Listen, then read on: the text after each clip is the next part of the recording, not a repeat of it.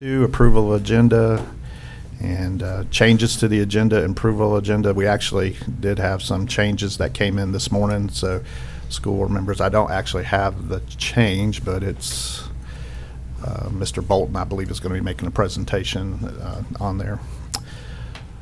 Let's see, we go down to recognitions. 3.1, recognition of Choctaw Hatchie Indianettes dance team 2020 state champions, the small varsity hip hop and small varsity pom divisions.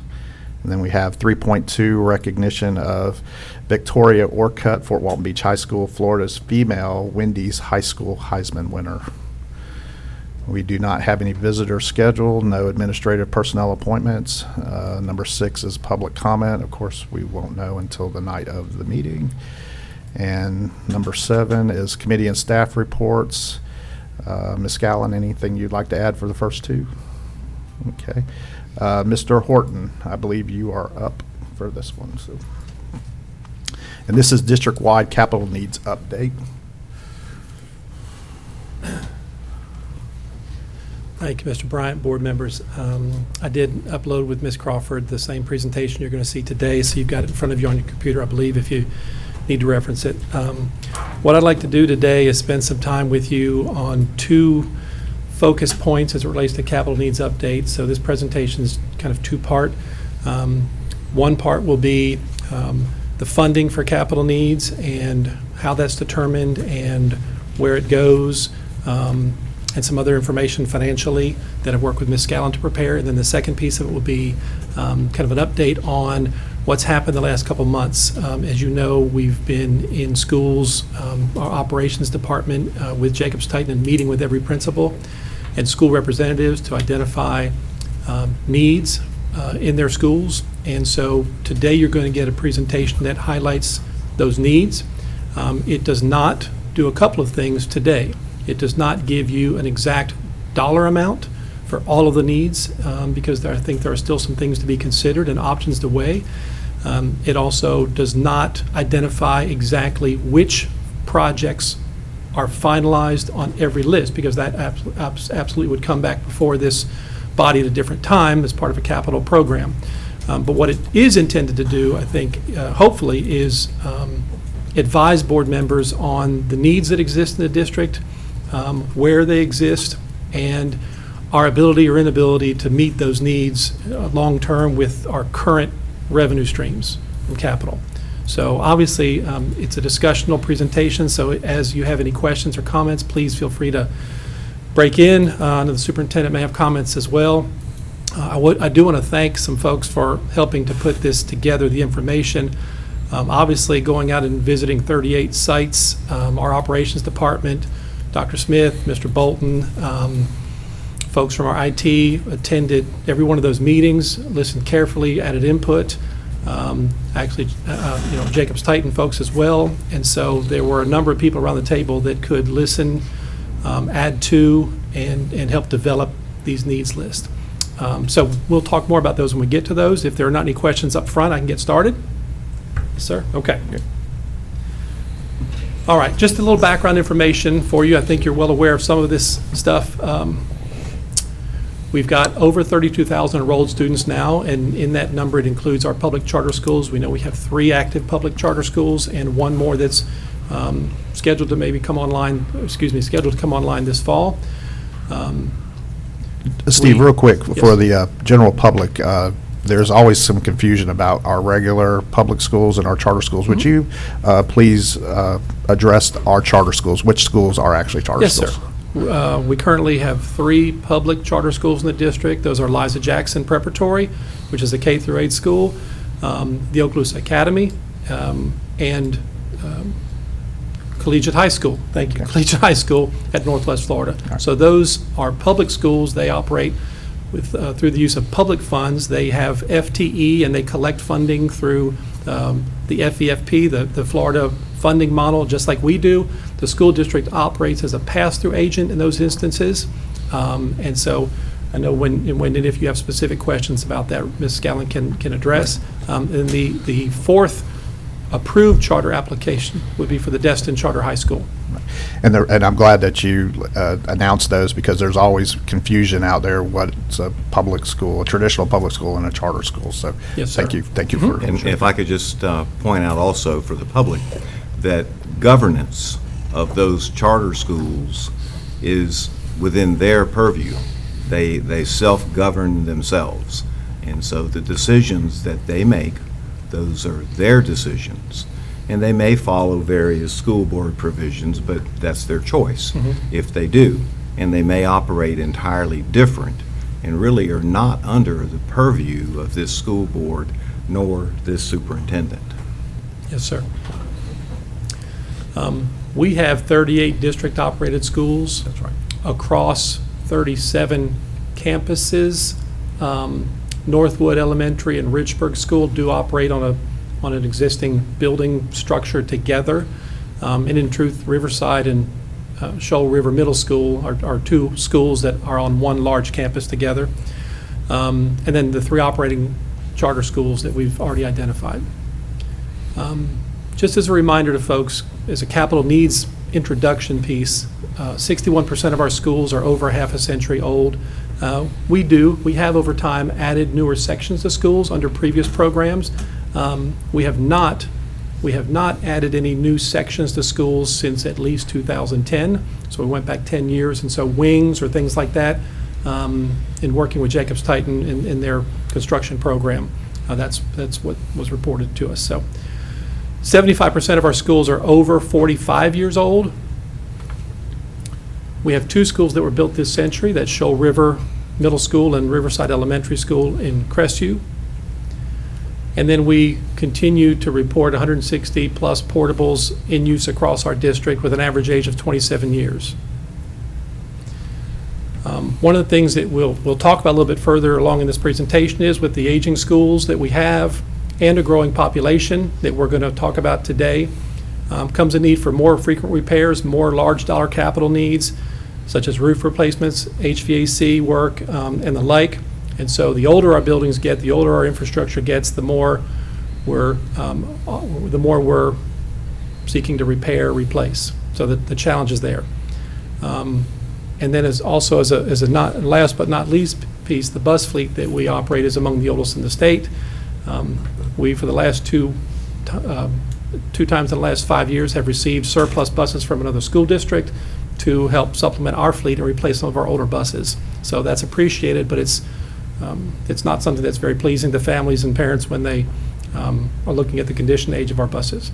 So I bring all that to bear today because it's all part of capital needs within the district and the reason why capital needs are what they are. The next slide I want to show you is a schedule of millages that comes from funding for Florida school districts for 2019-20. I've got an arrow there by the source of revenue that the school district receives for capital outlay, and that's the local capital improvement 1.5 mils. Some folks might remember that as 2.0 mil. At a time years ago, it has been across the state reduced to 1.5 mil. And for the folks watching, essentially that means for property owners, property taxes in Okaloosa County, after your exemption, your $25,000 exemption on your property taxes, someone would pay $1.50 per $1,000 of assessed value on their property. Those are the funds that come to the school district for capital outlay. There are other millages that are there. Many of them are set by the legislature and the Commissioner of Education, and the school district has no authority to change those. So we're referring to things like the required local effort at the top, the discretionary mill 0.748. It says school board on there, but that is the number that is provided to us by the Department of Education, and that's fixed for us. The other pieces below, the school district of Okaloosa County does not have any voter-approved millage increase, and in fact, Rita would tell you that I think that we, as a school district, are operating under the lowest millage rate in the last couple of decades, 29 years. And Now, while property owners might see an increase in their taxes, it's not due to an increase in millage rates that this school board has imposed upon anyone. It would be simply as a result of an increase in their property values. And sometimes that does lead to an increase in taxes paid. But nothing that this board has done has increased taxes for folks, for schools.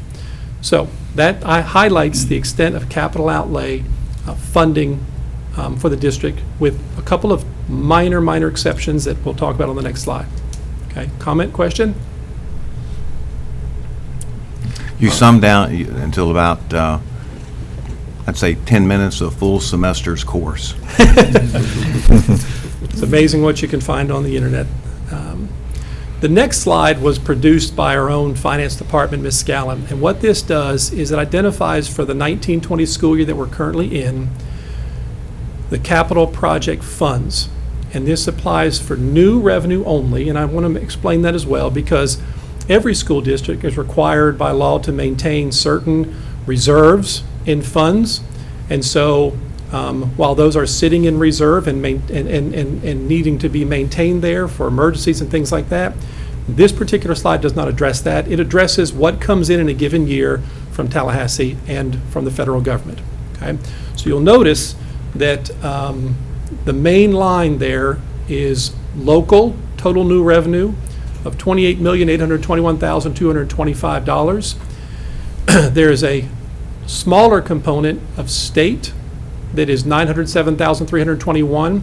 If you go under the bottom there where it says major revenue sources, Ms. Scallon has identified where those are coming from. So you'll see under the local category, that is our district local capital improvement. That's our 1.5 mil county property tax revenue. Before I go to the next slide, the other amount is your capital outlay and debt service and PICO funding. And Rita can address that specifically, but I do know that PICO funding this year passed straight through to the charter schools. And Rita can address it. Charter schools have their own allocation from the state, and you've heard us talk about it, like 50 million, and school districts in total throughout the state have 50 million, so you can see the disparity there, but this does not include the charter schools because it goes directly to them. Well, in coming from a county like ours where we only have we'll soon have 4 charter schools, that amount of money, they're going to get a huge amount of money compared to other counties that have many charter schools. Is that correct? And it's 50 million charter schools statewide. Okay. Okay? But still, in comparison to the number of charter schools compared to the number of public schools throughout the state, there's a huge disparity in the amount of money that we receive as school districts. All right, so because the amount's the same, and there are fewer charter schools per school, charter schools will receive far more. Yes, you said it much better. Well, I had a chance to summarize. It's always a good place to be. So this slide tells us where the money is coming from and how much is coming to our capital projects fund. The next slide shows us where the money goes. So if the board is being asked to consider a resolution for a vote or referendum on a half-cent surtax, I think we need to be able to say, what money do we receive currently? Where does it go currently? And are we being as efficient as we can with those funds? Okay. So in this slide, you'll see that of those funds, debt service makes up a significant portion of that money that comes in every year. So this year, it's just a little over $6 million in debt service on bonds for previously constructed schools. The second category... Can we just Yes, talk sir. about that Sure. for a minute for the Yes, sir. public? So when we say debt service, what do we mean? We borrow money. We essentially borrow money to do something, and we have to pay it back, just like everybody else. So when you buy a car, you have debt service. You're buying a car now with someone else's money, in most cases like mine, and then you're paying it back over time. Right. And so in this case, we borrowed money, I see your blue arrow there, to build a school because of student Two growth. schools. Two schools, And then another school as well. because of student growth, yes, sir. Right. And so the consequence of that is because we borrowed that money, We are now taking these capital dollars that we receive from the state to pay back that debt for Correct. building those schools. Exactly right. And this is, in that particular debt, Yeah, local.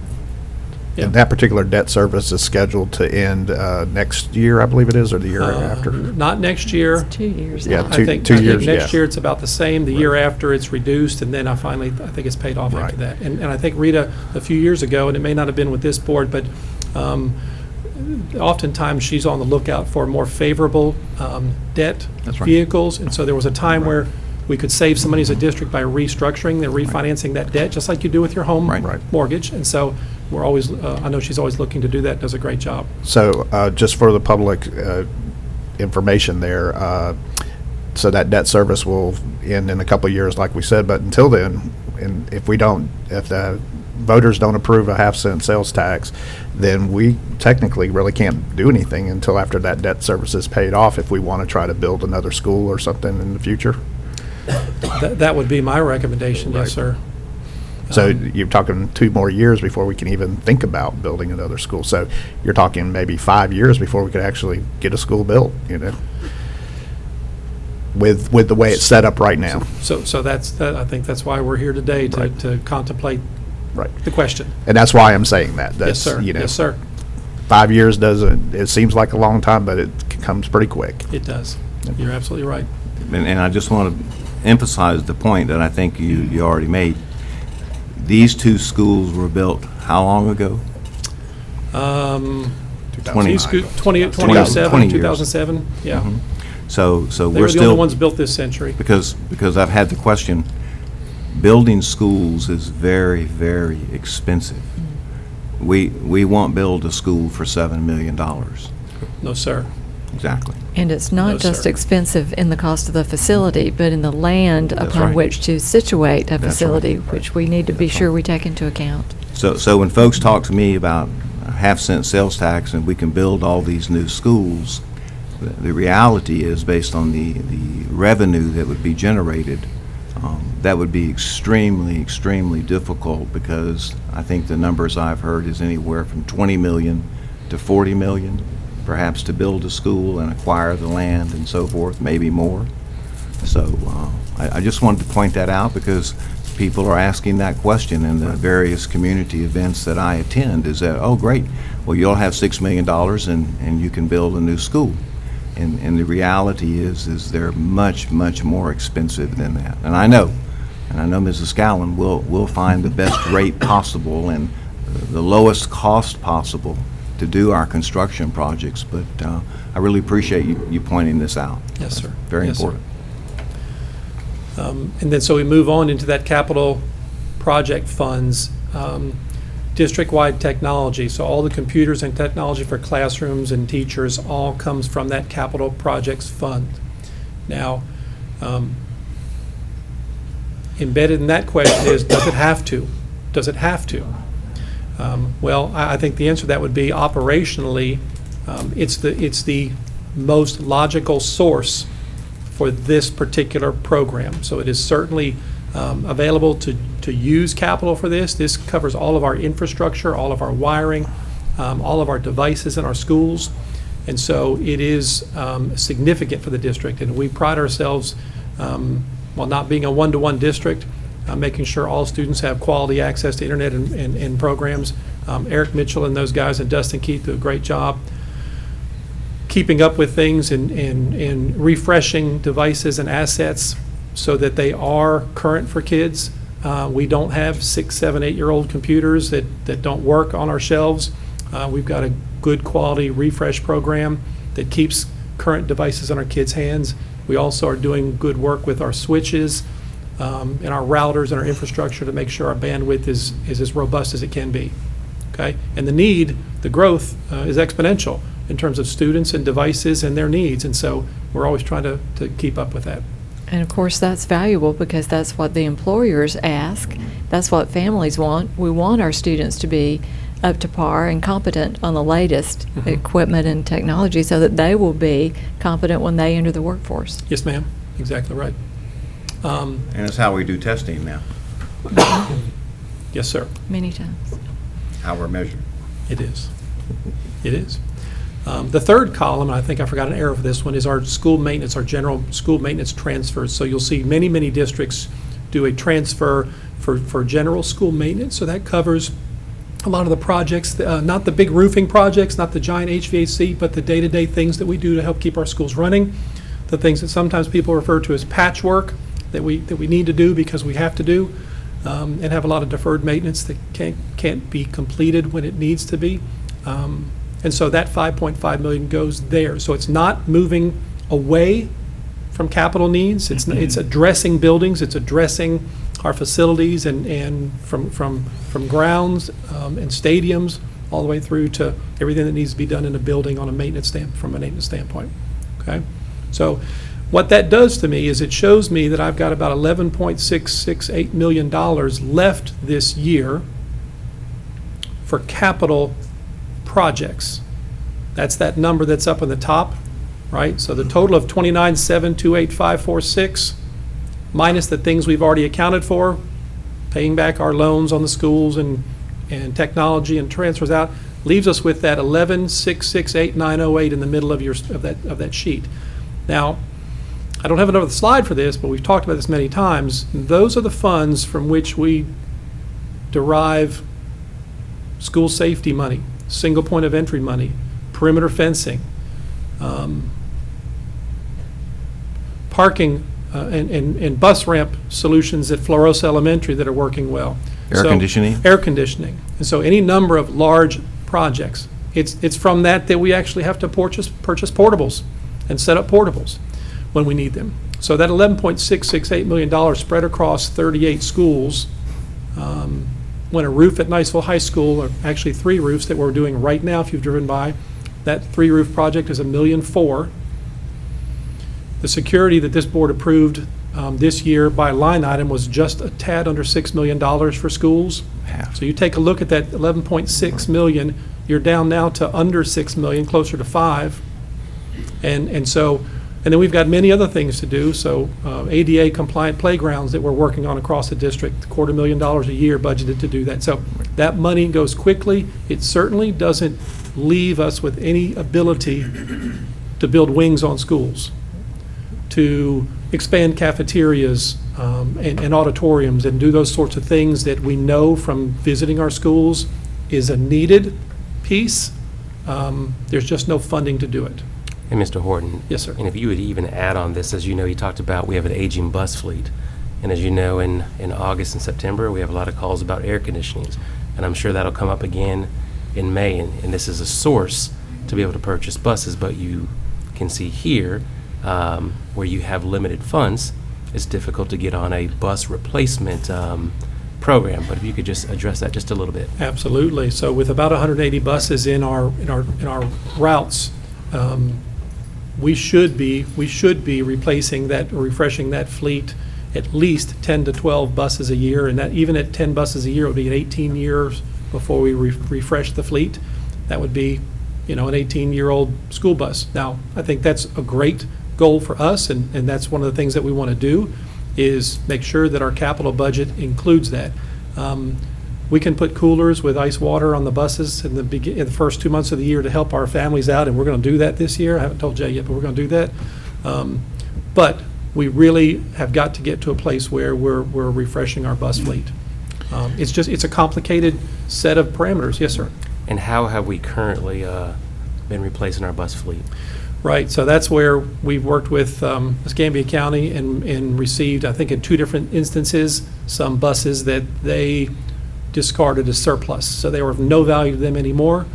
So we were able to get into an agreement with them, Mr. Chambers and the superintendent there, to bring in school buses. So if you go up to Transportation North, where they were initially brought in, you'd see Escambia County School District on the side of them while we work to repaint those and repurpose them.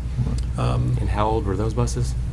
Most of them were in the 90s, 99s. We were getting a lot of 99 buses in to replace some 94 buses. So what we were getting in was roughly 20 years old to begin with. And I would just like to share something that I heard recently that explains this quagmire, if you will, that we're caught in now. The legislature has shifted their philosophy. I think we all remember at one time when the legislature provided money for those kinds of needs, the kinds of needs that we're talking about now. But instead, the legislature's philosophy now is that local citizens, local school districts, are expected to help themselves and to solve their own problems. And the explanation was, that's why so many other school districts in Florida and their citizens and their local folks passed sales tax measures to solve their own problems. And unfortunately for us, that hasn't happened here. But we're all hopeful and working hard that perhaps our own citizens will step forward and solve our own problems. And I've got some information in some slides coming up that will highlight what you just said, Dr. White. Thank you. Yep. So here's the first of them. So this is a list of districts in 2018 who successfully passed a local tax and millage referenda. And so I believe there are 2, 4, 6, 21. 8, 10. I think it's 21. Yeah, this may not be, did you count them for me? Well, we talked about it at. This may first have 20 on there, but I know Greg is very familiar with this list as well. And the fact that the outcome on the right, second to the right column for each of these voter referenda was passed. Right. So you can see the ballot question in many of those cases had specifically to do with a half-cent sales tax for capital. I don't have every number, but in those places where the ballot question was for some millage increase, which could typically be used for operating expenses, some of them say for salaries and other pieces, but the millage increase, which is a different question than the sales tax, one's for property owners, one's for everyone, including tourists, and we'll speak to that some. But I would venture to say that most of those districts, or a good portion of them that were getting a millage increase in that year, already had a half-cent sales tax for capital. So Dr. White is exactly correct. We are in a severe minority situation as it relates to sources of funding for capital improvement. And board members, you know that, but this just highlights it some. Well, Yes. and on this particular issue right here, I mean, this particular slide, every county that proposed, all of them passed, pretty significantly passed. And I noticed Martin County did the millage, which was, that was, for them to be able to pass that, that's huge because you're dealing with just one particular population of folks. But, it's encouraging that these counties have taken that initiative and their voters have voted to help out. So. Yes, sir. And you'll notice, board members, that there were 3 categories for the type of referendum: special, ballot, primary, or general. And as we mentioned before, the law changed subsequent to that 2018 year, and now all half-cent sales tax questions must, by law, be placed on the general election ballot. So that would be in November of 2020. Okay? There was a time where you could do a mail-out ballot and other mechanisms, and that time is long gone. Here's another slide that I thought was interesting. So this takes our district and compares it to 2 districts, one that is a slightly smaller in enrollment and one that's slightly larger, Alachua and Leon County, and then another district, Sarasota, that is typically, at least in the last few years, as we rate number 4 in the state, they're typically in the top 2 or 3 in the state academically in terms of performance. They're about 44,000 students, whereas we're at 32,000, so it's still relatively close. So what you see there is funding that districts realize this current school year from the 1.5 mil capital outlay. There's our 28.8 number. Funding that those districts received from a half-cent sales surtax. So you'll notice 23 million, roughly 22 million for Alachua and Leon County in additional funding, 20.6 million for Sarasota. And then on top of that, impact fees, because as we know, certain county commissions can approve impact fees on development that funnels through to the school district. We do not have that. Alachua does not, Leon does not have that, but Sarasota has that as an additional source of funding for capital projects. That's 4.2 million. Now, I think our neighbors to the west of us just approved an impact fee. Was that Santa Rosa County. Yep. Right, and then last night Hillsborough County actually approved an impact fee for their schools too. So. So, not to muddy the waters, but I think Right. if we're looking at a half-cent surtax, that's probably what we're looking at. Well, and the reason why I brought that up is it's just showing that they understand the investment, the future of public education, and they're looking at it as an investment, so. Yes, sir. Now, I want to speak, too, for just a minute about that 95.6 million number for Sarasota. And so that's that 1.5 mil money, and it's very simply the property values in Sarasota County generate that much tax revenue based on the 1.5 mil levy, right? So the more valuable your property is in a county, the more 1.5 mil money a school district would receive. So speaking, yes, sir. And along those lines, in Okaloosa's case, how do we factor in the fact that roughly 50% of our property belongs to the federal government? Well, what we do is we collect property taxes on 1.5 mil on those pieces of property that are taxable. That military property on Eglin, Hurlburt, 7 Special Forces, Duke Field, that we have so much of in our county is not taxed. And so therefore, the school district does not receive any funds for capital from that piece. Now, there is, and has been for a while, federal impact aid, which comes to us from the federal government as a result of those FIC cards that we complete, identifying that our parents are active duty military and are work on base and those sorts of things. Ms. Gallen could speak specifically to this if she tells me I'm a little bit off. The funding for that has come up slightly in the last couple of years. It had dipped to as low as about $1 million district-wide, and has now come up to close to $3 million.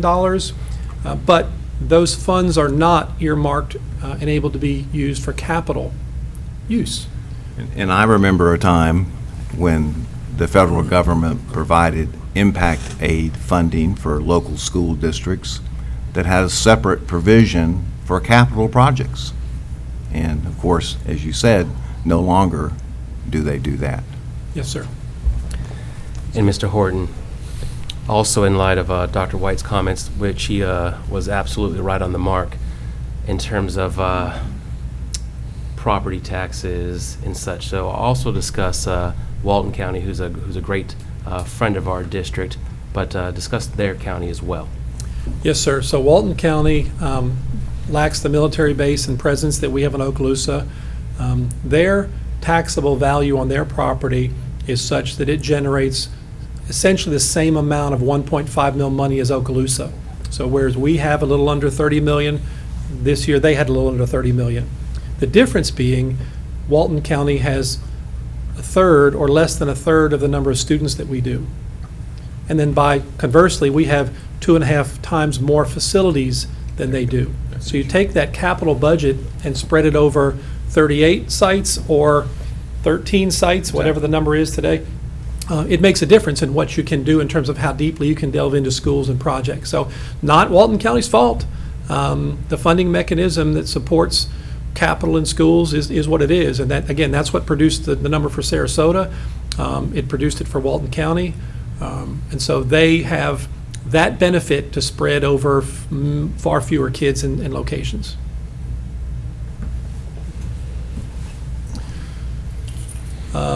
And this is a little bit in the weeds, but I just had to put this slide up here, folks. This is information from the Department of Education on annual plant maintenance and cost of operations. So what it does is it looks at our square footage for the entire school district, which is a little over 4 million square feet. It looks at how much money we spend on the operation of our plant and the maintenance of our plant. And there's some definitions below of what that means. So there's utilities involved there, phone service, disposal, sewage, custodial cost, everything. Plant maintenance would be keeping up with the grounds and other pieces. And so these two things to me are an indication of how much effort and money we're putting into maintaining our facilities.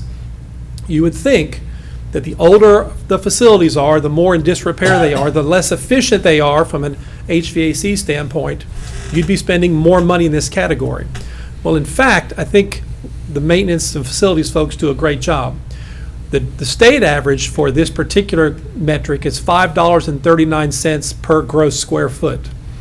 Okaloosa spends $5.49 per gross square foot. So at 10 cents a square foot over the state average, when we have the oldest facilities in the state, I think is a testament to Bill, to Steve Bolton and the zone foreman in trying to make sure we're doing everything we can to minimize the expense that we pay to keep up our schools on the maintenance side. Now, this is a 17-18 report, it's the latest one out. We want to make sure that we keep looking at that.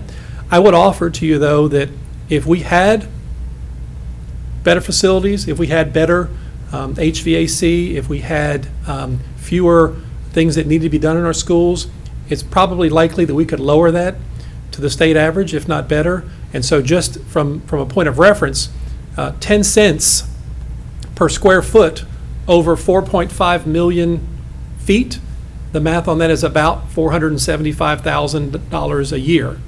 So I think there's some benefit to be gained if we can do some things that improve our infrastructure, improve our facilities, lower our maintenance costs, that we could actually see some return from that area and I'll never use the word savings, but just not having to expend those dollars, as many of them. So that would be a target. And I agree with that thought, that logic, and of course the converse of that would be, if we don't remediate these facilities, what might we expect those costs to do? Correct. The logic would be that they would move higher as we get older and older. Right. Yes, sir. All right. Then this is I put side note on here, but I think as board members, you get asked lots of questions, and sometimes capital gets mixed in with non-capital. And I think it's important that whatever we're asked, we have an answer for, and can provide to board members that need to share that otherwise. So what this is, again, this is from the Florida Department of Education Educational Funding Accountability Act, and some of their information is lagging coming out, so you'll see this is for the 17-18 school year. So what this does is, it's a metric that takes a look at essentially the enrollment in your schools, the unweighted FTE. So I'm just going to, in simple terms, that's almost equivalent to enrollment, but not quite. And it looks at how much money is being spent for administrative costs in the school district. And this particular report tracks general fund expenses and special revenue fund expenses. And so what are we doing as a state reports on administrative expenditures? And so what you'll see here, I've pulled all of the districts in Florida that are between 22,000 and 36,000 unweighted FTE. So that is a comparable list of schools. And I can't always account for different salaries and other things in different parts of the state if the cost of living is greater or less than, so I haven't factored that in. But what you'll see there right now is, at least at initial blush, it really wouldn't be said with any level of accuracy that the administrative expenses in Okaloosa are way out of line with any other school district. In fact, they're in the middle, on the low end in some cases. And so I wanted you to see that information and know that it came not from me, but it came from the Educational Funding Accountability Act. So I think it's important in terms of folks understanding and having some confidence in how the district not only manages capital, but everything else. And so that's one indicator. And I always look for others, but again, report that based on like-sized school districts. So just for the public's on this one here, define administrative. I'll have Rita do that if she Okay. would be able to. I think there's always that confusion about, are we talking about assistant superintendents, high end, so what would be the definition so that people would understand? What is administrative? And let me just start off by saying, when you look at this chart and it says administrative, I know that typically people think of salaries. Well, salaries are included in here, but this also includes all expenses within an administrative unit. So it's heating, cooling, which again, you could look at our aging facilities, our cooling, our plumbing, those kinds Right. of things, any cost out of the operational budget that we're spending for that. But it's not only assistant superintendent, it's all the way down to support Exactly. services in the schools. The schools front office, their secretary, that's all included Right. in this term administrative. Right. It's a little deceptive because immediately you would think that this is talking about just district offices, No, no. but it's not. Right. It's including And that- school operations at the front office, all of the people that you have in there, and heating, cooling, dealing with that, Right. floor space. And it also, you know, in fairness to our district and every district in the state of Florida, there's also a lot of positions that are created every year by the state that we have to fill. So that does add on to our job descriptions in the administrative level. So, you know, like we had to add the safety, you know, so these, Mandated right, positions. right. And that's why I wanted you to explain, because people look at administrative, they only think of the top part of the administrative. It's all the way down. So, thank you, Ms. Kell. We're at the bottom of the pyramid looking up. What's that? I said, we're at the bottom of the pyramid looking up, assistant Right. superintendent. Right, and for me, drawing the immediate contrast between Okaloosa and Bay County and the number of students and looking at the cost, if you will, for administrative cost is, ours is very low. And, you know, like I said, this is 17, 18, so as Rita says, there are many components to this, and it's not just salaries. I do know that Mr. Chambers brought and the board approved a restructuring last year that eliminated some Right. administrative positions and returned some needed positions in ESE to the classroom. So whether that has a big impact here or a small impact, we'll find out when the numbers come out. But like I said, it's a lagging indicator, so it's going to take a while for Right. those numbers to arrive. Okay. All right. Anything else? Okay. All right. So now we're going to move into, so you kind of have a picture of how much money we receive, where it comes from, what happens to it in a given year. And now we're going to go into the capital needs side of it. So this is where we began and sat down with Jacobs Titan and all of our schools in specific meetings at the school site to identify needs. What I want to do here is kind of outline for you the process that we went through. So this would be our mission statement in the operations department in support of the school and the superintendent and the school board. And it would be to identify, develop, and recommend a long-term capital program that does the following: addresses the academic needs of schools from a facility standpoint, improves and renovates the condition of schools, both building and site work, in order to lower recurring maintenance costs and improve functionality for staff, students, and parents. That's that operation of plant piece. Ensures the safety and security of our students through establishment of single points of entry and perimeter fencing. Provides improved technology infrastructure in order to maximize web-based student learning opportunities. Refreshes the district school bus fleet on a sustainable schedule. And very importantly, and you'll see this coming up, addresses enrollment growth either through the thoughtful expansion of existing facilities or new construction. So I think that's something that we really will be having to take a look at, and you'll see in upcoming slides. But these are the things that we feel that we're compelled to do to make sure that when we're retired, that this district's in a good place from a school standpoint. So we held meetings in January with the principal, as I mentioned, and other staff, district facility folks, Jacobs Titan folks, to kind of go over the needs of the school with the principal.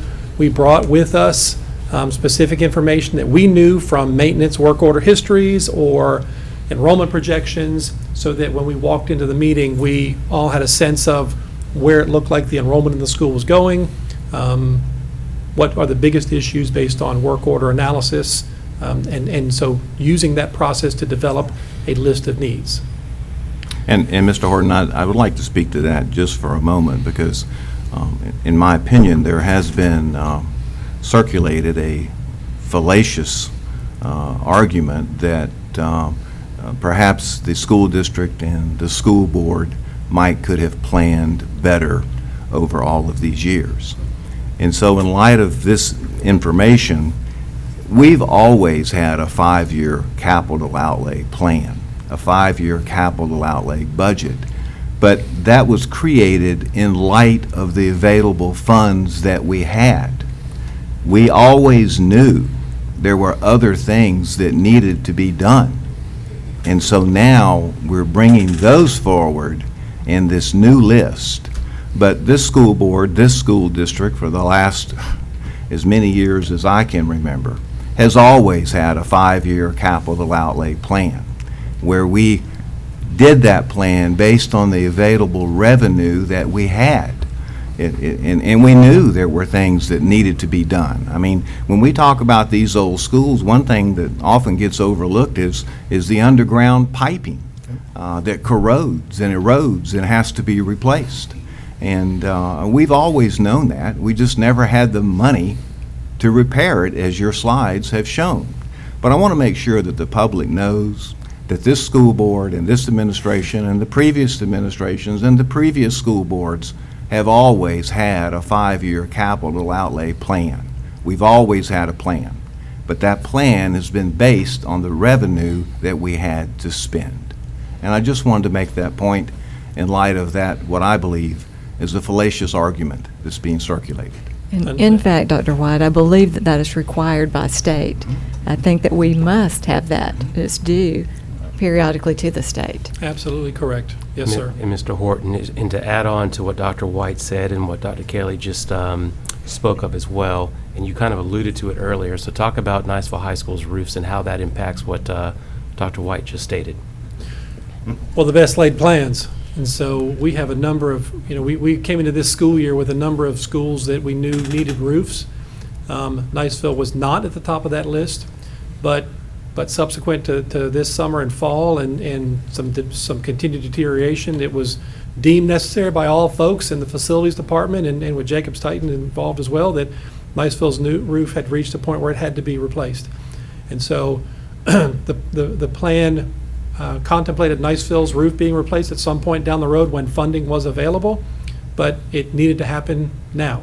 And so that $1.4 million had to be essentially moved to be able to do that. Yes, sir. So at these meetings, we did not address budget. We did not address availability of funds. It was understood by all that our source of funds would not be enough to cover all of the needs that exist in all of the schools, and that is absolutely what we determined through this process. But it was really about looking at what those needs are. Second thing, we approached this four-pronged. So one of the things we asked each principal was, does your building meet the academic mission of your school? So does it do what it needs to do? Does it allow you to teach and learn in the way that you need it to? And I'll give you an example of that.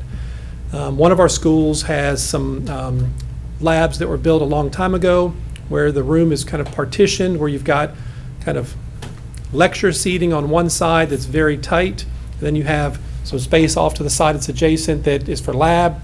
And it's shared as a possible need, but certainly priorities are what they are, that's set up with the number of kids that are being placed in that classroom on a daily basis. You're filling up your lecture side for your class time, and then 3 kids are sitting over here on lab tables kind of sideways and out of view, and it's not optimal. And so is the facility as you have it right now meeting the academic needs? Are there career technical components that you wish to implement in the school that you can't really do right now because the facility wouldn't support that? So that's one of the things that we talked with each of our schools about and their principals. And they've got a great vision for things that they would like to accomplish in the schools. The second one is the one we hear about a lot. That's facility condition, the overall health of the building on campus. Does it heat, cool, feed, maintain a safe environment for learning?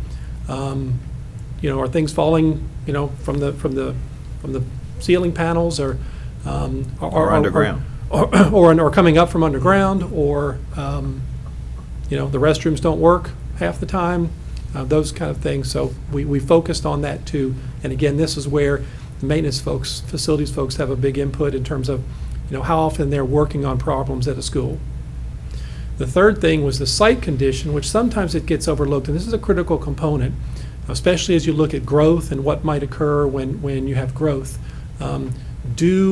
Does the infrastructure, does the parking, does the queue space all work in the current state, or if there was growth needed or expansion needed or an extra wing needed to be built on a school, because there are all these trickle-down effects of what happens if you add classroom space, and it ranges from cafeteria to parent pickup to restrooms and all those other components that are all linked. So it's not feasible in most cases just to drop a 10-room addition onto a school, because you've got so many other components that have to then be touched as well. And that's a critical piece. And then the fourth is growth. And so we looked at each school, where they've been the last 10 years, where they're going the next 10 years. Clearly, projections, Wendy Meserve, our MIFT program director, will tell me if you try to go out past 5 years, you might be shooting in the dark, but I think we have done enough looking and understanding about our area, and the consistency of even though we have folks move in and out all the time, our military bases are strong here, and that's our indication. So we expect to see continued enrollment in the years to come. But we looked at those with the schools. So you may have a school that has a handful of portables in a certain location, but their enrollment is flat or slightly declining. And then, so does it make sense to go in and immediately replace all those portables with classrooms in the first year of any program, or bide our time slightly and decide if the actual enrollment of the school is going to help solve the issue? We were put into this condition, that's the wrong way to phrase it, but the class size amendment put us in a place where we maximized our classroom space quickly. So when you and I were in school and we had 30 to 35 students in a class, maybe not ideal, but we figured it out. But now we can no longer do that. Certainly at elementary, it's 18 and 22.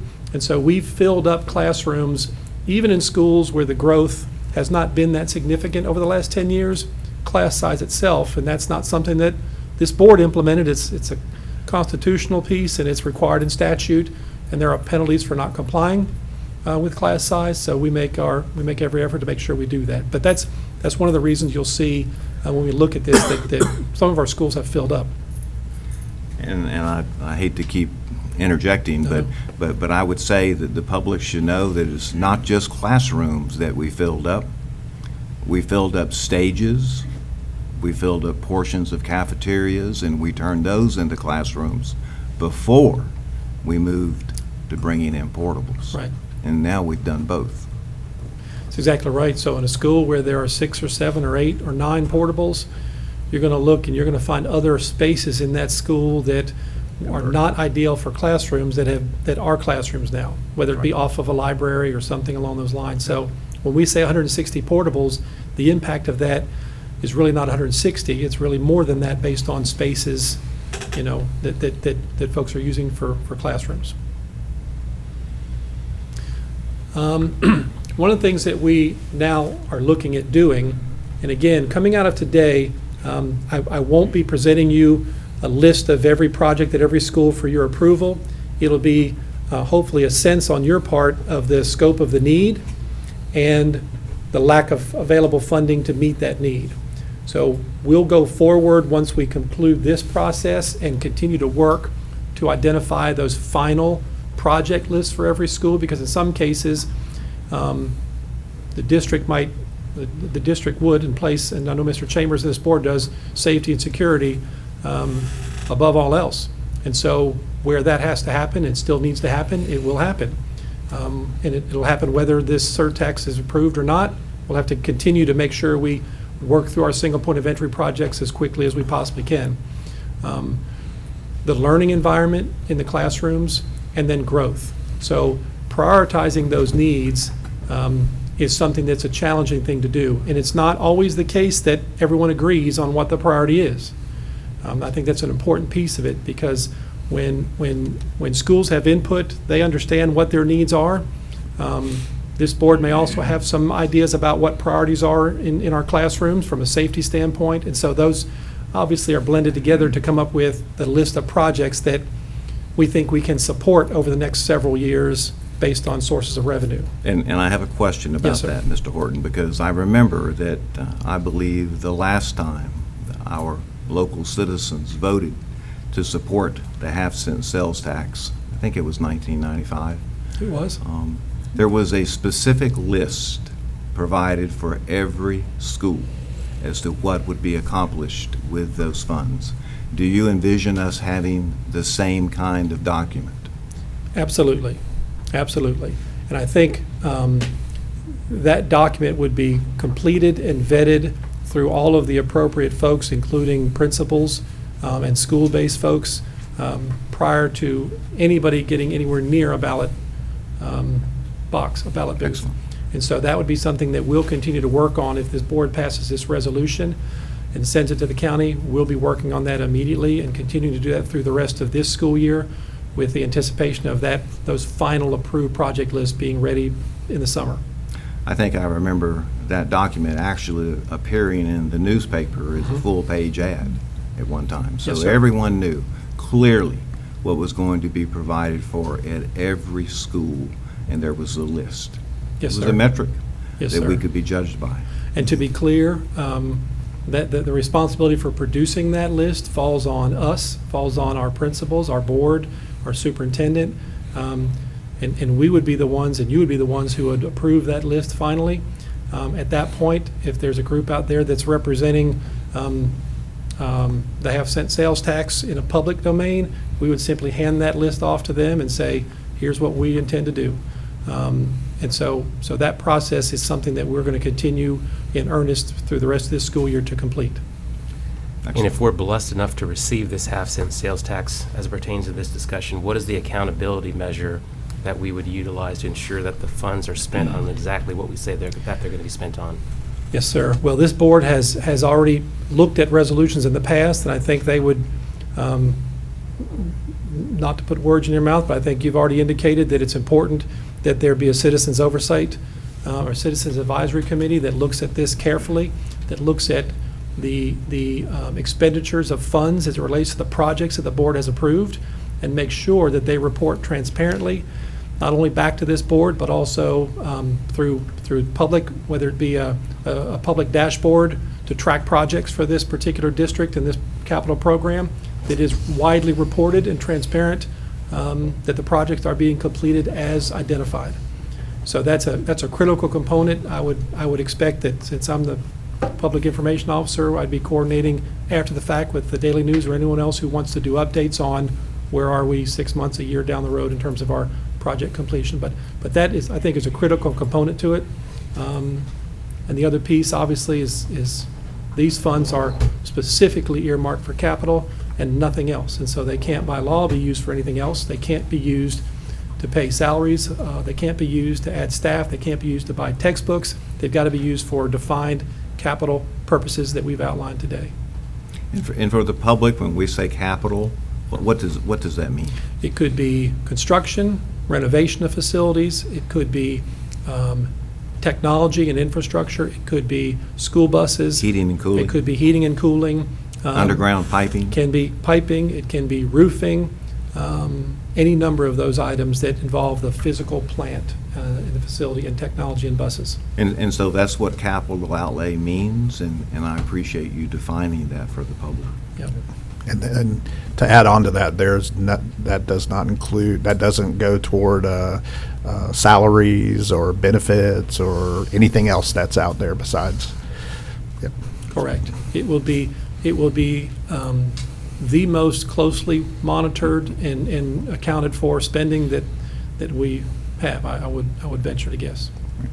Yeah, because I think there's a level of trust there, because we will identify that this particular surtax opportunity won't fix and correct every issue in the district, and it won't completely cover our growth needs long term. But there are some that hope that if we do this right the first time and report it right correctly and accountably be accountable to it, that somewhere down the road, if we have the opportunity to do it again, we may be received favorably. And as the public looks at this new initiative, I hope that they would look back at our success in 1995, along with our partner, and the kind of stellar job that was done in our schools with the promises that were made then and those promises that were kept. We definitely have a roadmap to duplicate that, yes, sir. The fourth piece of this, the implementation strategy, speak to a little bit. One of the things that we've talked about, obviously, a half-cent surtax will bring in some revenue, estimated revenue. Some indications are potentially $23 million a year over the life of a half-cent surtax that could be 10 years long. I think that's what's being contemplated. There's an amount of money for that, but that doesn't mean the district does nothing else. So the capital outlay budget that is now coming to us every year from the 1.5 mil money, we have to be smart about leveraging that money as well to make sure that we can accomplish as much as we can in a healthy manner, fiscally responsible manner, so that we can address as many of these capital projects that need to be addressed that are priorities. So I think it's important for us from a senior staff level to make sure the board is presented with options for if the need identified at the first glance is $480 million, and we think the surtax might generate $230 million, does that mean that $250 million doesn't get done? And I don't think that's necessarily the case, because as Mr. Bryant mentioned and Dr. White, even the debt service on those previous schools is going away in a few years. And so I think we've got to do the best job possible with our existing capital outlay money, that $29 million a year, and leverage that to be able to do some of these projects as well. So we'll look at it not as just a $230 million capital project. I think we have to look at it overarching. So over 10 years, the amount of money from our capital budget that we think we can dedicate to some real capital needs, if it's $10 million a year for the next 10 years, that's another $100 million potentially, which brings our pool of available funds to maybe $330 million. So I think we have to do the best job we can responsibly to identify those funding streams that can help us accomplish as much as I said, we can do so in a responsible manner. Does that make sense? Okay. Ms. Scallon is probably the best there is out there in those areas, and so as we've spoken some, being able to determine how much is the right amount, how much capital to put toward projects, and make sure that long term, after I'm retired, that we still as a district have the ability to meet our obligations and do the things we need to do, because it's not possible just to do everything and then charge it up on a credit card. It doesn't work that way. So. This is a brief summary. As I said, there's a slide for every school of some things that I highlighted from the school responses. So we have 30 schools that are identified with roofing needs at some level. We have 38 schools. Now, I don't want that to be portrayed as we have 30 schools whose roofs need to be replaced today, but it is identified in their needs. So it's not something that we would say, well, we're going to do every single one of these this first go-around. Right. It just gives us a sense. 22 schools are still working on single point of entry and perimeter security. The board has authorized us to move as quickly as we can with those, with all the funds that we have available. 19 schools identified as needing classroom additions, so those are folks who have portables and have identified from a security standpoint other things that's something that they would like to address. And Mr. Horton, if Yes, you would, I want you to go back to the single point of entry, and I know Mr. Destin as well as the entire board has placed a lot of emphasis on the safety, the security. And we have a phase 1, we had a phase 2, and just talk about the expedited nature of phase 2. So the board did act quickly last year to move the second phase into the first phase, so that was another 8 schools. And when I say single point of entry, I want to make sure everyone understands we've already installed the AI phones and locked doors on all of our campuses in the front, so that parents have to ring to get in and verify who they are.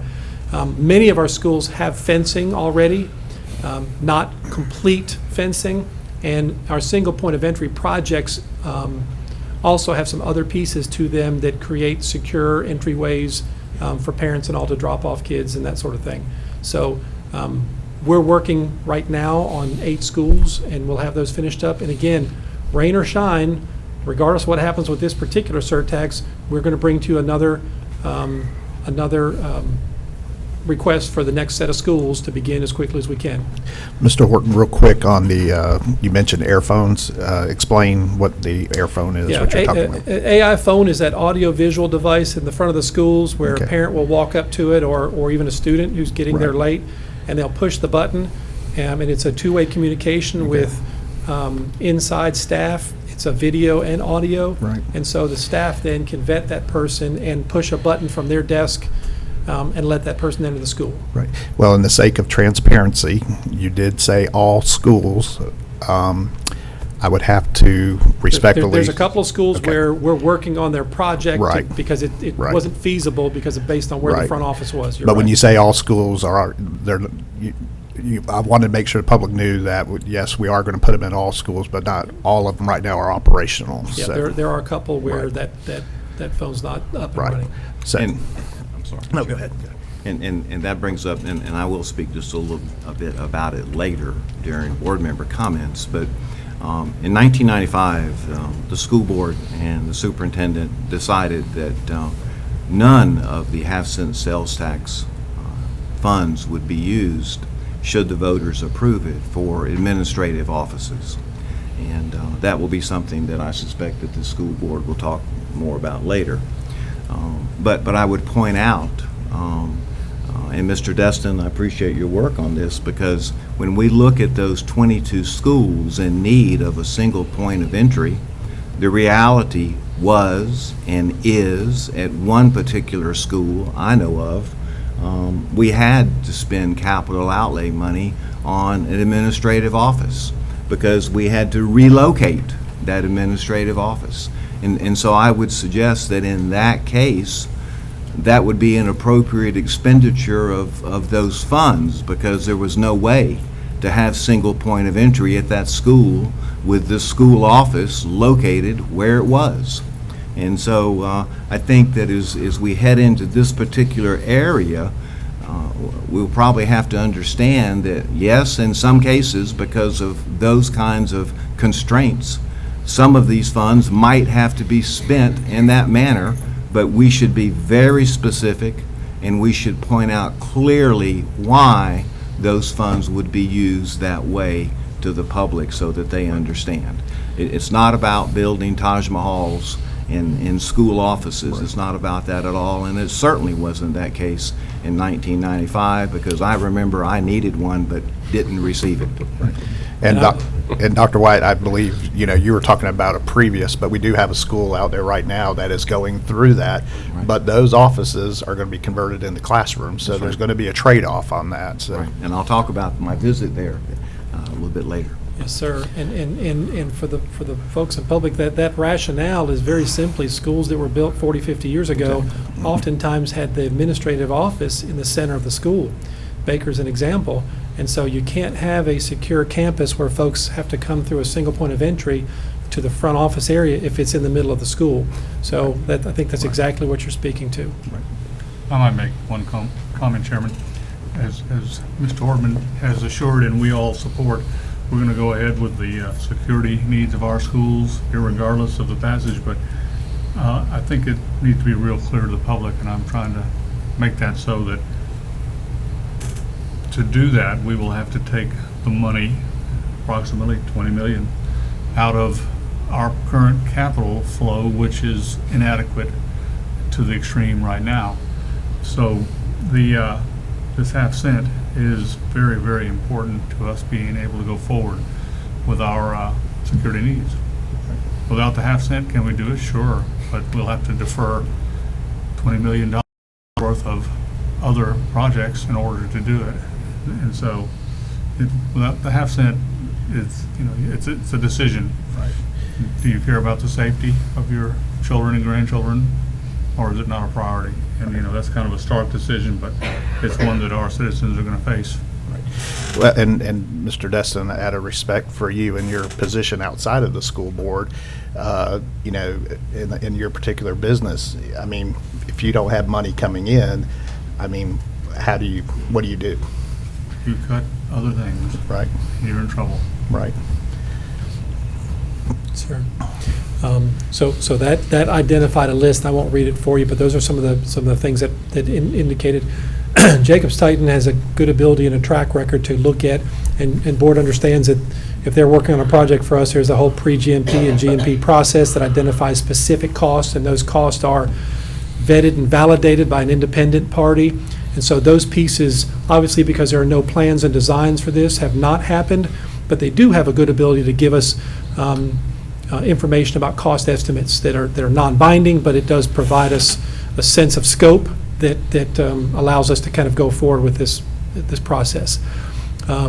So that's kind of, and again, at the end of the slide presentation, you'll see a list of school by school, and we won't go through every school, but it'll be there for you, and it's obviously posted on board docs for public consumption, for folks to see this. What I wanted to spend some time with right now is just looking at growth and demand for classroom space that gives board members a clear sense of kind of where we've been and where we think we're going. So what you see on the screen now is 5-year annual average growth rates and 10-year average annual growth rates in different parts of the county. So Crestview is the place where unrestricted growth can occur. That's where all housing, there's not a lot of space left in Fort Walton. There's some space in Crestview, obviously, with Deer Moss Creek coming under development as well. Crestview is where the unrestricted growth can occur, and we all know that. Over the last 5 and 10 years, you'll see the growth rate there is at 1.6%. That's among all schools in the Crestview area. In the central area, the growth has actually been higher, 2.6% over the last 5 years and 2.8% over the last 10 years. Now, one of the things I factor out of that is, the STEM Academy came online in 2013, which brings kids in from all across the district. So that's kind of a magnet school. That might impact those percentages by 1/10 of a point, give or take. I was going to say, it's what, 300 Yeah, kids? Not much, Yeah. and a lot of them live in the Right. Niceville area Right. as well. So not a huge impact. The south is where you'll see the modest, if any, growth in folks, you know that. Destin, interestingly, 10-year growth is 1.4, and then 5-year growth is 2.5. So to me, that's an indicator that maybe in the last 5 years, we were seeing more growth. Obviously, we have all this post dates the recession time frame. So what we're seeing is relatively steady growth from a county-wide perspective in terms of enrollment. And I'll explain to you what that means in terms of kids and classroom needs in just a moment. Well, and I just wanted to comment for the citizens that this school board, and when I say that, I mean school boards before us as well, has been fiscally responsible, painfully so, because as your graphic shows, in the south zone, the south area, the school board has closed 3 schools there over the past 25, 30 years. And those were painful decisions, but the reality was, because of your figures, there weren't enough students to keep those schools open. And so previous school boards made the painful decisions to close those schools and being fiscally responsible. And it's important for the taxpayers and the citizens to know that we do work hard to manage our resources, even when it's very, very painful. Yes, sir. If I might ask one question, Steve, I know that you just made the comment that these figures were based on pre-recession, Post. after Yeah, so, recession. yes. And the reason I ask is, having been on the municipal side, I know our comprehensive growth program plan required that we provide figures to the district about the projected growth on a yearly basis. Are we getting those figures from all the municipalities, and so that we can roll them into this number? Because without, accurate, up-to-date numbers, it causes us to have a problem with our projections. Yeah, Bill is our liaison with those entities in terms of getting information from them. He's done a great job providing me with information regarding housing starts and other pieces throughout the county so that we can track that as well. Bill, do you have any comments to add on the other piece? We get notification on every plan amendment, every development order, everything from county and municipality. Good. But in terms of in just overall population growth as well, we track that also. Good deal. And Bill, be fair to say that the housing starts are up in the north and not as much everywhere else? That's correct. So he actually just did get updates on those from all of our municipalities within the last month or so we have those available.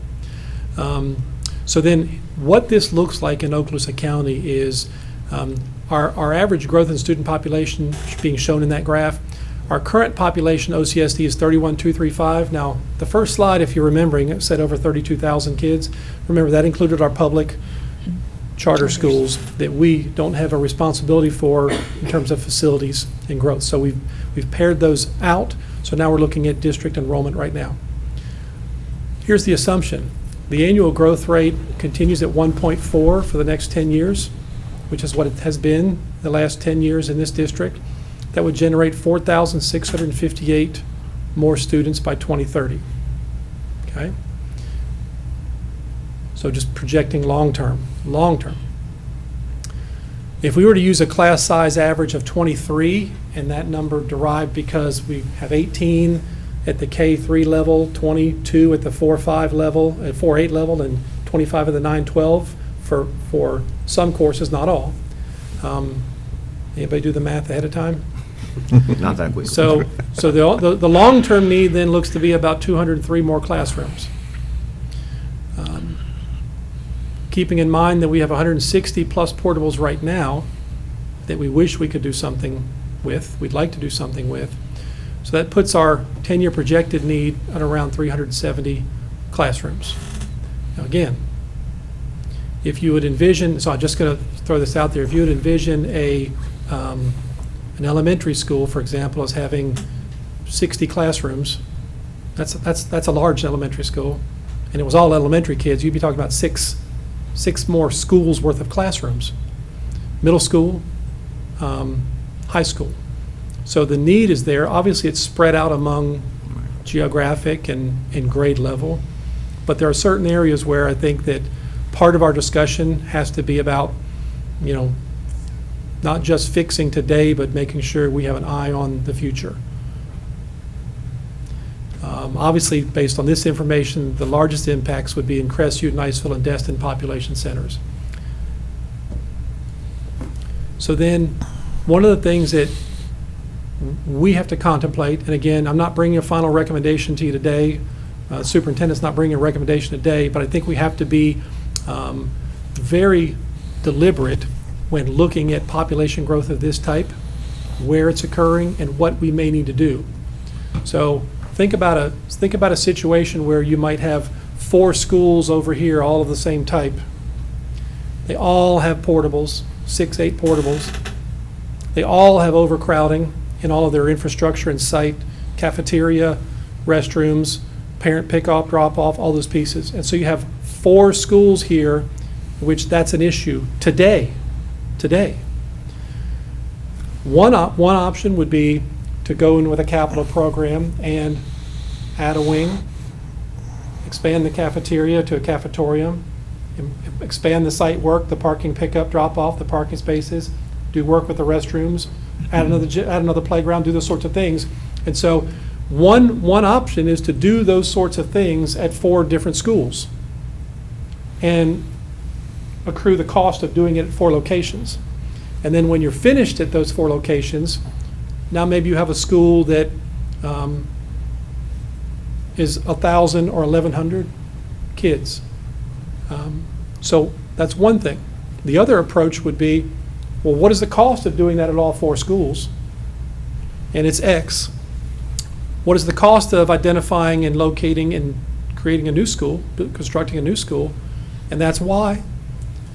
And if X is equal to Y, which is not in algebra, doesn't work in algebra, but if X is equal to or close to Y, then does it make sense to look at new construction as a longer-term solution? And I think in places where we believe the growth is consistent and continuing, and where we already have problems in schools right now, by law, we can only serve students lunch between 10 and 2.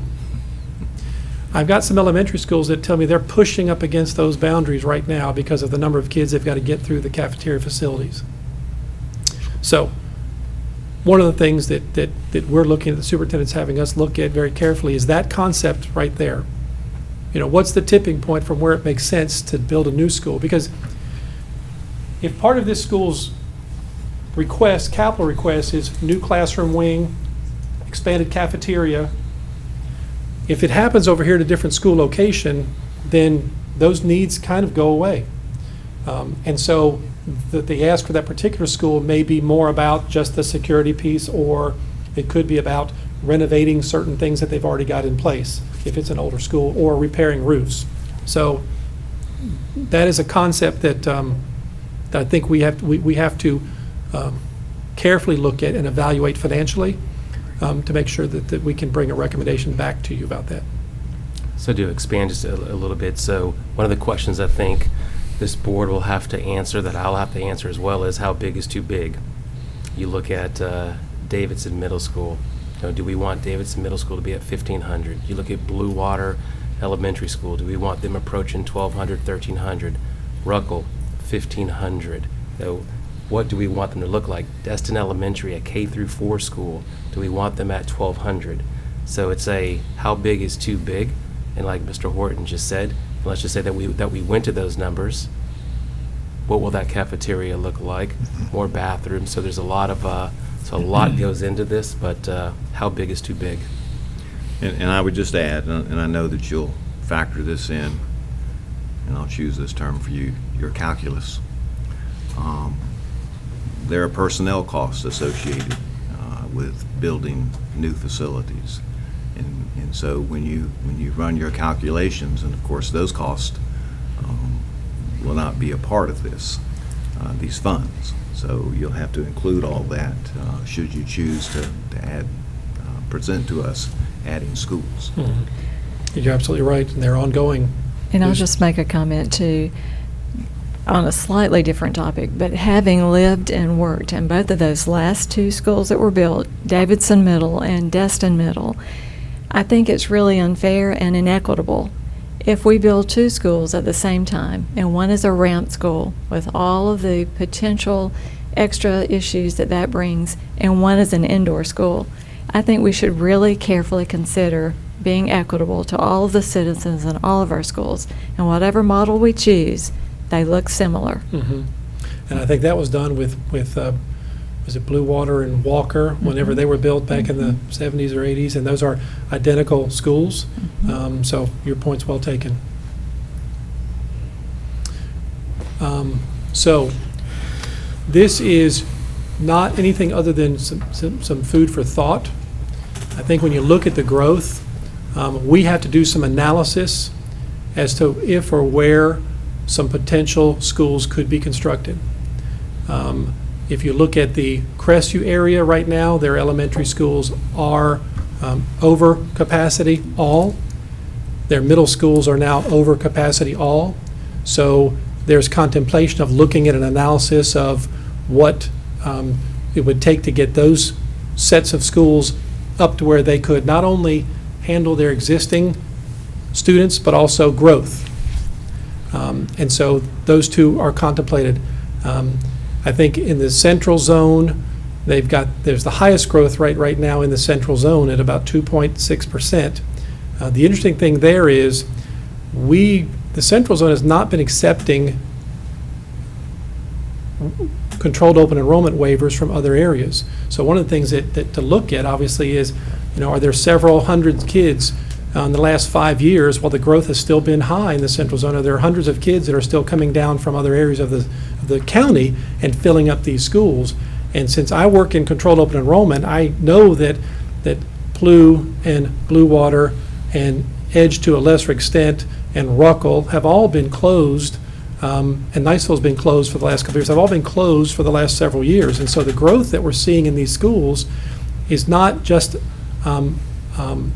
at first glance attributable to folks from other parts of the county coming to school in Niceville, which I think used to be a lot more prevalent. And Bill brought that up to me as something that we need to make sure we look at carefully, because you don't want to show growth in an area where it's because folks are coming in from other parts of the county. And isn't it more challenging too in the central, because we're somewhat landlocked by water and bases, and We it's are. going to be more challenging for our area. We are landlocked in this area. There's the Deer Moss Creek property is kind of open up for development. That's going to take a while. So I think the analysis will be over the next couple of months is what is that tipping point of cost analysis versus trying to get all these schools. And again, some of the sites, Plu Elementary is landlocked. And so how many more portables or wings or additions can be put on a school that's in that facility to accommodate the students? So those are the questions that we'll be addressing. Destin Elementary, right now, Destin Middle is at capacity. They've got portables. Destin Elementary is a K-4 school. Keep in mind, they're a K-4 school. They are closing in on 1,000 as a K-4 school right now. And so that's a tremendous challenge. So what we want to do is look at an analysis of because there's a lot of property on that campus, the Destin Elementary campus, that potentially building a K-2 center there and what that would look like and what it would allow us to do in the Destin community because, like I said, with 2 schools only and the population growing the way that it is, we've got to come up with a solution there. Okay. And Mr. Horton, that's kind of what I meant when I said about the painful decision to Yes, sir. close schools, because what that really means is that you will be reassigning families to a different school. And in the case of closing a whole school, you're reassigning all of them. And should you build a new school, I mean, my experience was most folks are happy to go to a new school, but your zones will be hugely important, particularly in terms of what you just spoke about pertaining to open enrollment, because I don't think we'd want to build a new school and all of a sudden fill it from folks outside of the zone because we might have put it in the wrong place. Well, to your last statement, we'll hopefully make sure we're planned enough not to do that. But you're exactly right. So it may be that we contemplate if this moves in the direction bringing back to the board some potential policy changes, because the board authorizes our controlled open enrollment policy, and we may contemplate in new schools that we don't do that. We don't allow open enrollment to fill that school up because we want to make sure that the population it's intended to address, it addresses. Right. And then the other piece on the whole world of controlled open enrollment now, we would contemplate if another school opened here, and I've got maybe a small group of parents here and students who wish to finish out their enrollment at a school that they've been at. The law provides them the ability to do that under controlled open enrollment. So I think we would, if we're doing that and we still have portables, let's just say we would still have portables on certain campuses, that it may be feasible. It may be feasible in the short term to allow someone to finish out a grade level or something like that, as opposed to forcing them to a new school. But I agree with you. New schools typically draw a lot of interest and attention from families, but all critical components that have to be well articulated and shared and discussed. If I'm not mistaken, when we opened Shoal River and Riverside, I think for the first year, they didn't really allow anybody except for those that were actually zoned for that school, just to kind of get a feel to where it was going. I know for 2 years, I mean, Riverside was half full or half empty, and I don't know how you want to look at it, but because they didn't allow the transfers to come in unless it was a hardship case, of course. And you bring up a good point, because that's the other piece on the backside of some of this, when it is apparent to folks at the first year or two of a new school and the enrollment, they're seeing space for the first time in a long time. They're seeing no long pickup lines and things like that, and they're wondering, should we have built a school here? Right? I think that was asked about Destin Middle School a long time ago, and whether or not and so you've been out there, Dr. Kelly. It's full now, and so I think there's that sweet spot of when to build. Understanding that if it fills up day one, then that means we probably should have built a few years earlier. But you're exactly right. I think anytime you build, ideally, our schools should be sitting at about 75% capacity, to be very healthy. And when a school gets to 80% capacity and you're starting to see growth and you see recognized, that's when we should be making decisions and thoughts about what to do next. And it's been a lack of funding. It hasn't been a lack of forethought on the side of the on the part of the school boards before us. It's been a lack of funding. So Right now, we're working on solving problems with schools at 105, 110% of capacity. And it's a complex situation, but we've got to move forward in a direction. So before we go on to the next slide, while we're still here, I want you to talk about land for a second. And it's interesting, when you talk about land, Dr. Bill Smith, amazingly, he knows where every parcel of land is in Okaloosa County, which blows my mind a little bit. But just briefly talk about just some of the discussions that we've talked about as it pertains to land. Well, so obviously, that's a consideration with any new school construction. And and Dr. Kelly brought it up earlier, there's a cost to that that typically is not advertised in the construction of a school, because it's something the district would have to have in hand. And I think Bill, a year or two ago, gave an update to the board on all the parcels of land that we have, and I think you've got that documentation.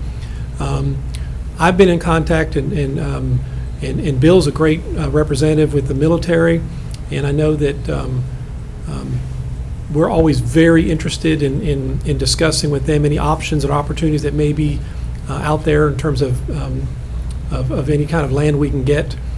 He's not actively involved in conversations at this time with them, and that's an ongoing process, a long process.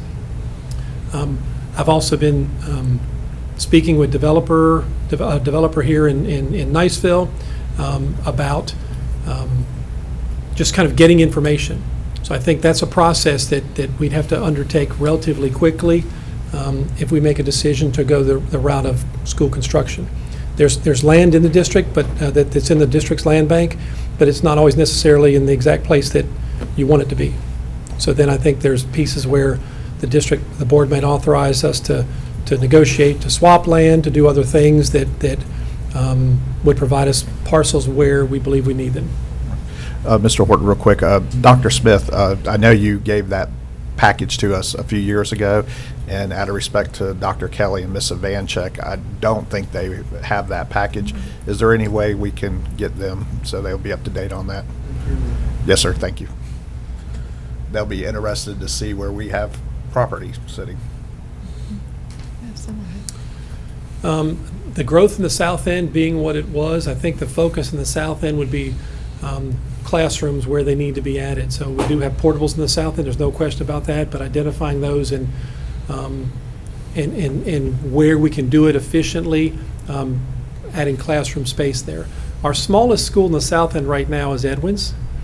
I think a number of years ago, there was some discussion about Edwins as a school, but their enrollment actually hit 500 for the first time in a long time this year. And they have a slew of portables as well. So I wouldn't have any recommendations for you about any schools in the south end. I think we need everyone we have at this point in time. And the fact that we've got dozens of portables down there kind of attests to that. This is a slide that just identifies general population growth in Okaloosa County. So we referenced that earlier. It's provided through World Population Review. It shows about a 1.7 overall growth rate up through 2018, and I'll get the updated information as soon as I can get it to you on that. But the county as a whole has got just slow to moderate growth for the last 10 years. These other slides I'm not going to spend any time on, if that's okay with you. They just simply show for your reference population, student enrollment population in all of our schools over 10 years. And so we've got it broken out by North End, Central, South, and then Destin. So it just lets you see for particular schools in your area what's been happening with those in terms of enrollment over the past 10 years. Sometimes we'll see a spike a year, and we have to make sure we don't overreact to something that we see and make sure that it's something that looks to be sustainable. Fort Walton Beach High School's enrollment went up this past year, the current year that we're in, a significant amount. We expected that as students from Destin that are zoned to Fort Walton travel to Fort Walton, as Niceville was a closed school from enrollment standpoint. So we expected that movement to occur.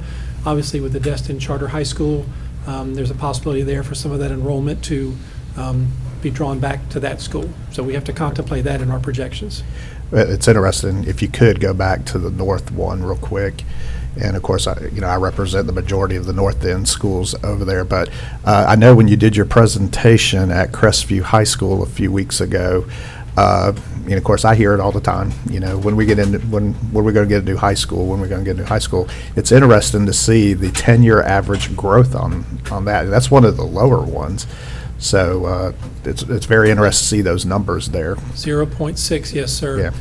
What you'll notice in that slide is Davidson growing at the rate of almost 3% a year. So obviously Davidson feeds into Crestview.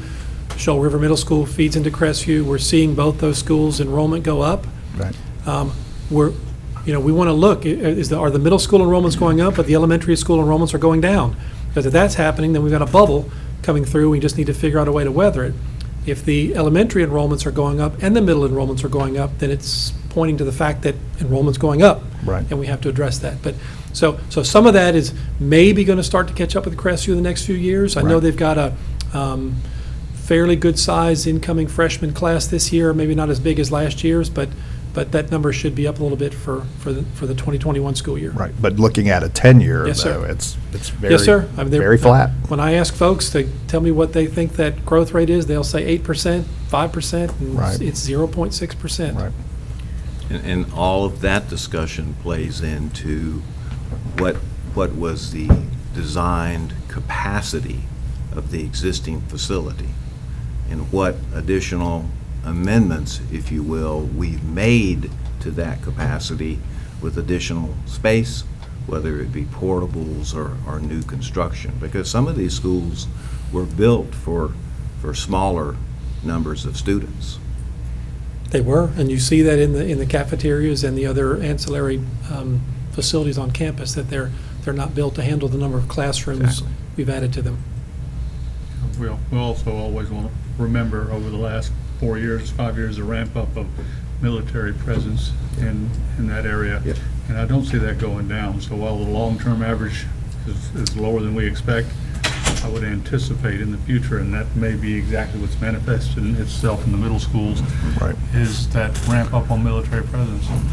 No, I was just, and I agree with you there. I was surprised when you said that number. I really was. Yeah, well, that's changing. I don't see the Yeah. world changing where that's going to go down. Right. So now what you have, and if I can beg off to not go through every one of these slides, but just show the first one to give an indication of the kind of work that was done in talking with the schools. So you'll see some items on the left-hand side for a particular school.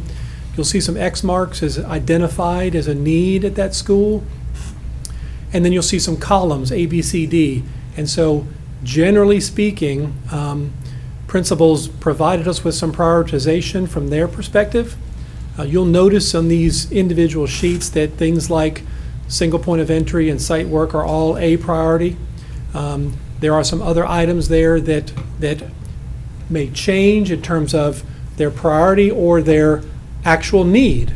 Because I think these individual slides at this moment, as you're seeing them, contemplate the fixes on that campus and don't speak to the situation I expressed about 4 campuses maybe not needing fixes because of new school construction. So this is obviously, I would consider it draft. Anybody that we share it with obviously would the board or no one obviously is bound by this list at any moment in time, because we don't have a resolution or anything yet. And so you'll receive a final list for every school once we get to that point. I just thought it'd be helpful and transparent to add this for each school on the slide. There are 2 schools, we must have had a glitch. We'll add those, Eglin Elementary and Elliott Point. Something in the E's knocked off 2, so I believe those have been sent to me, and I'll update the document for you to have. And Chairman, I might add, I sat with them for about 3 hours last week, and these slides represent weeks, if not months, worth of work by the staff and the principals and the SAC committees. It's a monumentous task to try to make these, and they've taken a good stab at it. Certainly, and Les Rose is here from Jacobs Titan, obviously can speak to any specific questions you have about that process, but they have done a great job in partnering with us to identify some of these needs, and I think it gives everyone the understanding there's a second set of eyes looking at it even from the front end.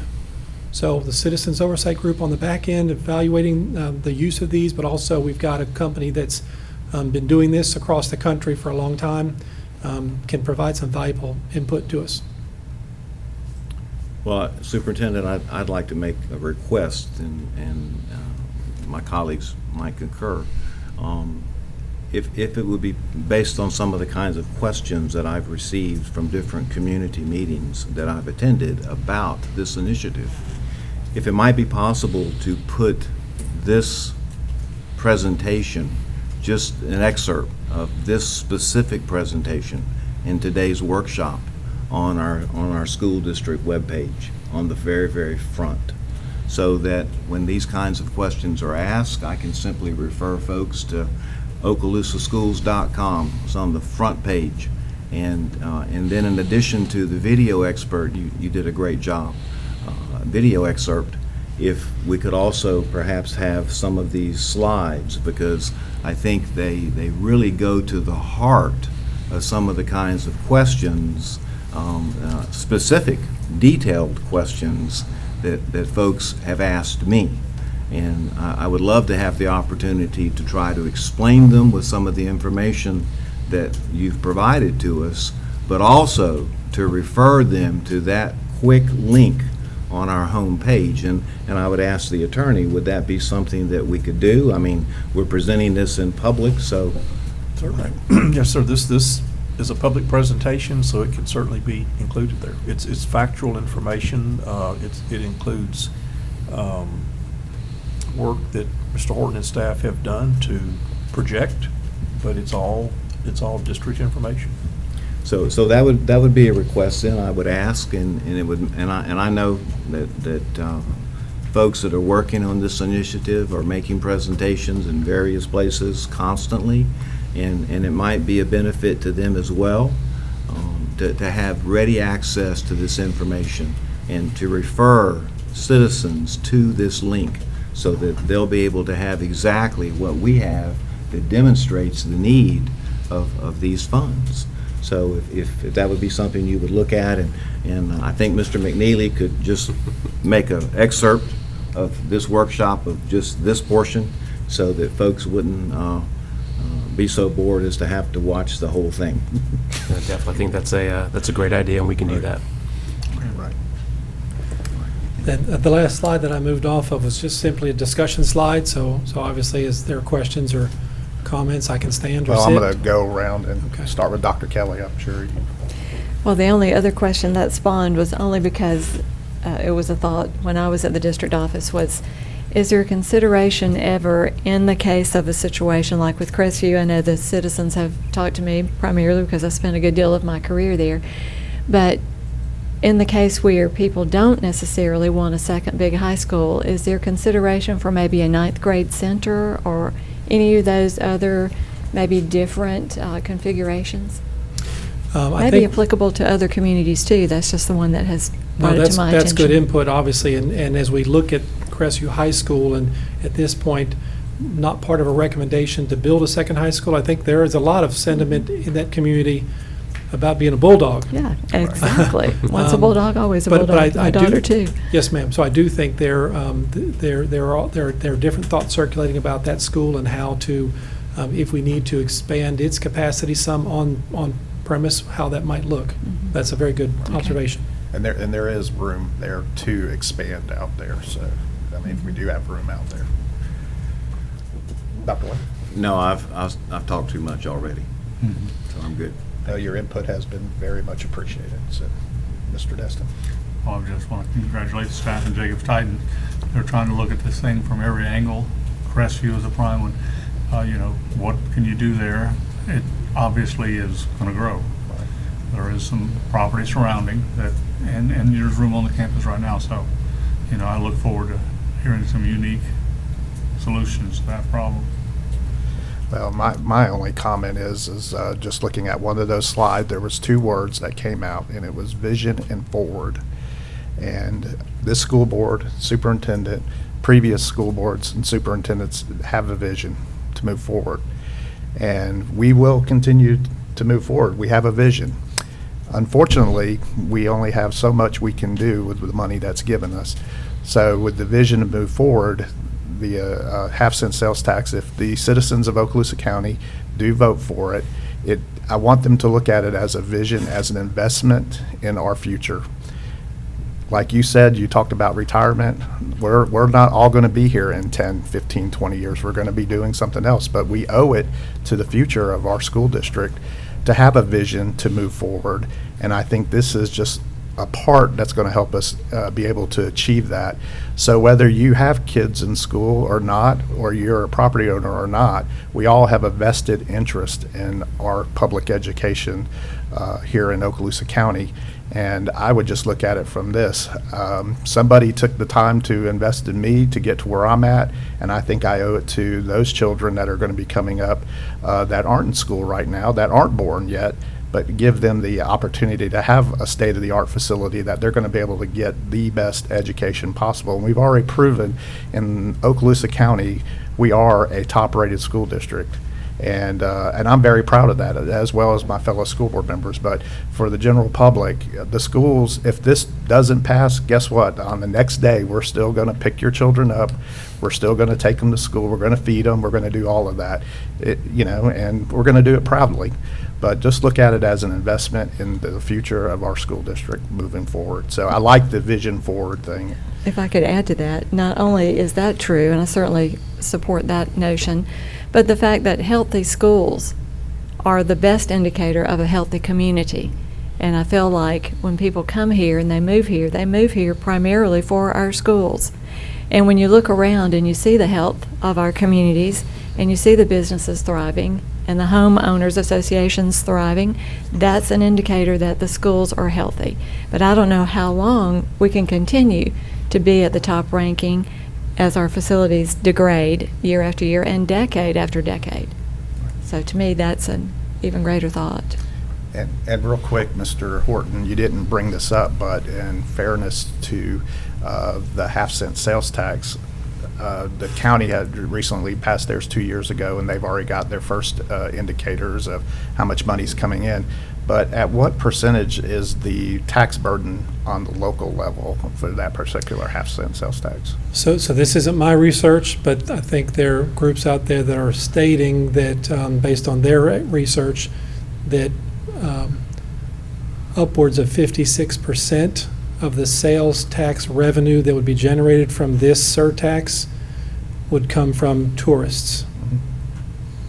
And just to add, that's huge for property owners, meaning that that's not revenue that property owners are being taxed for Yes, sir. and being assessed. And the other things too, because I've spoken with some folks, maybe even fixed income folks that are elderly. This sales surtax does not impact groceries, obviously, because we don't pay tax on groceries. Right. It doesn't impact medicines. Good. And so there are some limitations to it. And the other thing too is, for those of us contemplating buying a car, making a large purchase, the first $5,000 of that purchase would be subject to this half-cent surtax, but nothing beyond. Now, you still pay the 6% all the way to the top. That's the but state that did That's that. the state that did that. But, Right. so there are a lot of safeguards in place for those folks who may be on fixed incomes to have a a smaller impact. That's right. So it's a good thing. Well, and one thing that I hear, and I know all of us hear this, but the biggest one is, when I go over to Alabama, I look at all their new schools, but I also remind them, look at your receipt when you're paying. There's some type of sales tax in there to help fund those schools or fund those roads. And you just drive up from Crestview to Andalusia and you see a nice, new, beautiful school. Of course, it's about 20 years old now, but Greenville High School, Carver High School in Montgomery. So look at your receipt on the bottom of that. That's coming from those additional sales taxes that help and fund those schools. Yes, sir. And I'll say one last thing, obviously, and answer any questions you have, but it's been stated at some meetings that I've been at, and it kind of hit home with me, by no action or inaction of the board, but there are those that said if we had only had this sales surtax even 2 years ago, 2018, We tried. that would have been by no action, by no issue with the board, but we would have had $46 million approximately in our coffers, which would have completely funded a school, new school construction. And so when you look at that and you think about it, it kind of hits home. Mr. And I Superintendent. do want to say, just as we close, so first of all, I appreciate the board giving us this opportunity to spend this much time on an important topic. I do want to thank Mr. Horton and his staff, as well as Jacobs Titan and Les. I think over the last 2 months, and obviously they're always on top of this, but over the last 2 months, from bright and early in the morning to 8 o'clock and 9 o'clock at night, almost straight for 2 months of the work week, they've been focusing on this. So the work that you all have done is very, very much appreciated. Great work. And I do want to just say lastly, and it almost piggybacks on what you said, Mr. Bryant, what you said, Dr. Kelly as well, this half-cent sales tax, if we were fortunate enough to get it, one, obviously it would impact our school district greatly, from our students to our teachers, staff, administrators, but this also impacts the community. What I get asked all the time is, look at those schools over there in Walton County. Look at those schools. And I've even had some say, hey, we're going over there to live because of some of these new schools. So just imagine the current facilities that we have, though we work extremely hard to keep them up. Just imagine what would potentially happen over time. We're fortunate enough to be a part of the Economic Development Council and all the new businesses that want to come to this area. The first question that they ask is about the schools. So this is something that is, I think it's coming to a tipping point, and hopefully we're fortunate enough to get the support for this, but this is a school issue, but this is also a community issue. And if I could just add, Superintendent, for our citizens and the community, that having those folks locate their businesses here with us is a wonderful thing for property values. And for those folks that are property owners, that increase of folks that would come here to relocate here helps elevate their property values, none of which would be taxed as a result of this initiative. All right. Thank you. Yes, sir. All right. So, school board members, we have been at this 2 hours. Would y'all like to recess for just a few minutes if we need to go? Are y'all good, or y'all want to go on?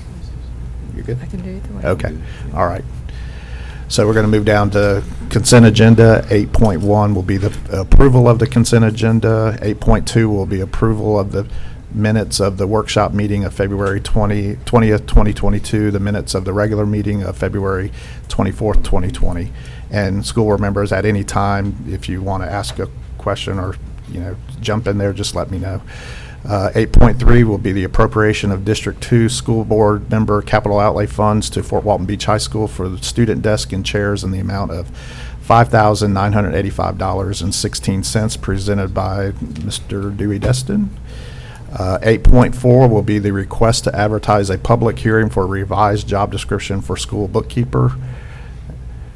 8.5 will be invoices to be approved for payment. 8.6, school donations. 8.7, ITB-20-13 network infrastructure equipment E-rate. And 8.8 will be exempted purchase over $25,000 for Max Scholar. 8.9, authorization to draft and present a resolution for board consideration calling for the referendum election to seek voter approval of a 1/2 cent sales surtax for capital needs to be levied for a period of 10 years to be held November 3rd, 2020. Okay. 8.10, request for fundraising and planning for a self-help project, Lewis School, for the design and construction of a new playground.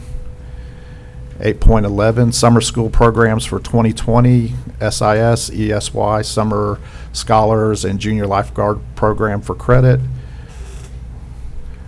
8.2, reading K-12 add-on endorsement plan.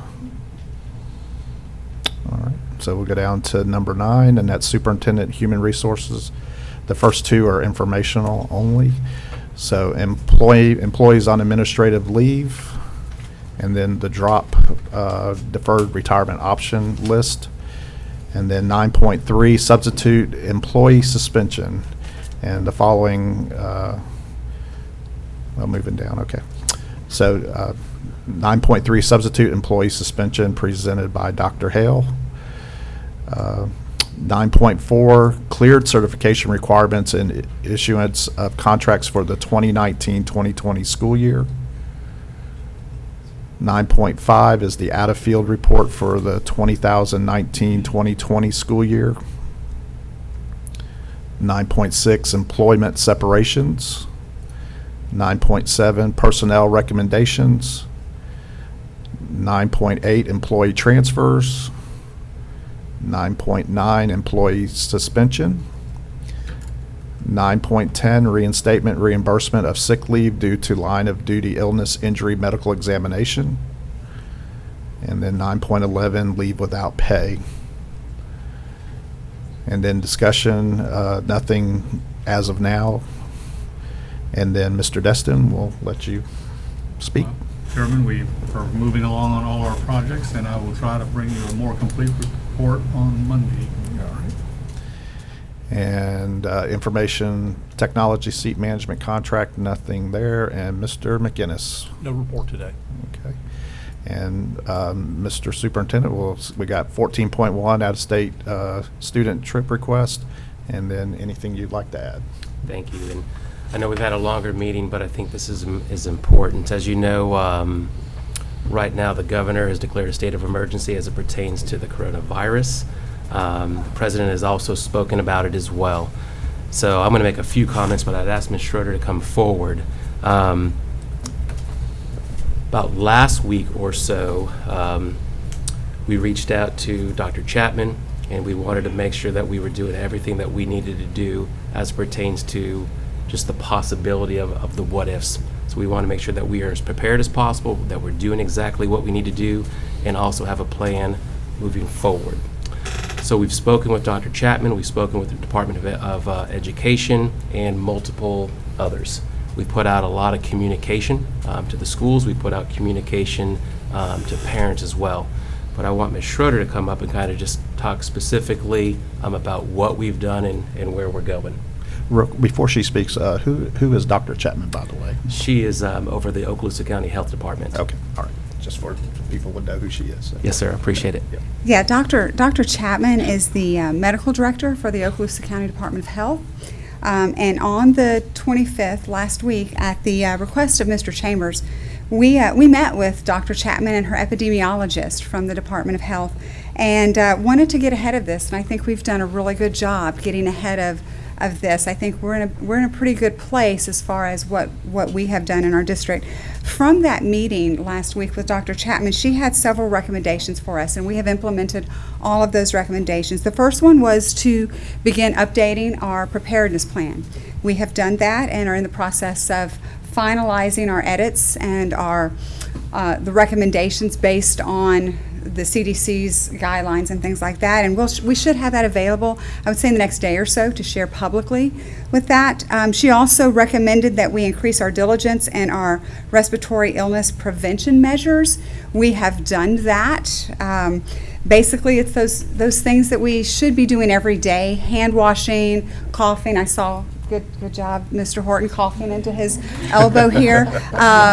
Those kinds of things that we should be doing every day, not touching your face, sneezing into a tissue. Again, just increasing the diligence. And of course, we're dealing with a huge population and a lot of young ones that really need to learn those skills. And so we have encouraged our teachers and our administrative staff to start really focusing in and being diligent on that. She also recommended increasing our diligence and cleaning of common surface areas that are touched by a lot of people throughout the school: desktops, doorknobs, the manipulatives that we use in classrooms, keyboards, faucets, door handles, things like that. We do a good job already of keeping our facilities clean. We've been talking about that for 2 hours now as far as how the work that we do, but we do a really good job of that. Dr. Chapman just said continue with what you're doing, but with increased diligence. There were no recommendations on specific products because the products that we're currently using does take care of the needs that we have there, but just increase those diligence in those particular areas and just making sure those don't get overlooked. We did have a principals meeting where we shared all of this. We had a one-pager that we gave out with all of these recommendations to the principals. We also gave them the flyer that came from, I believe it was the CDC.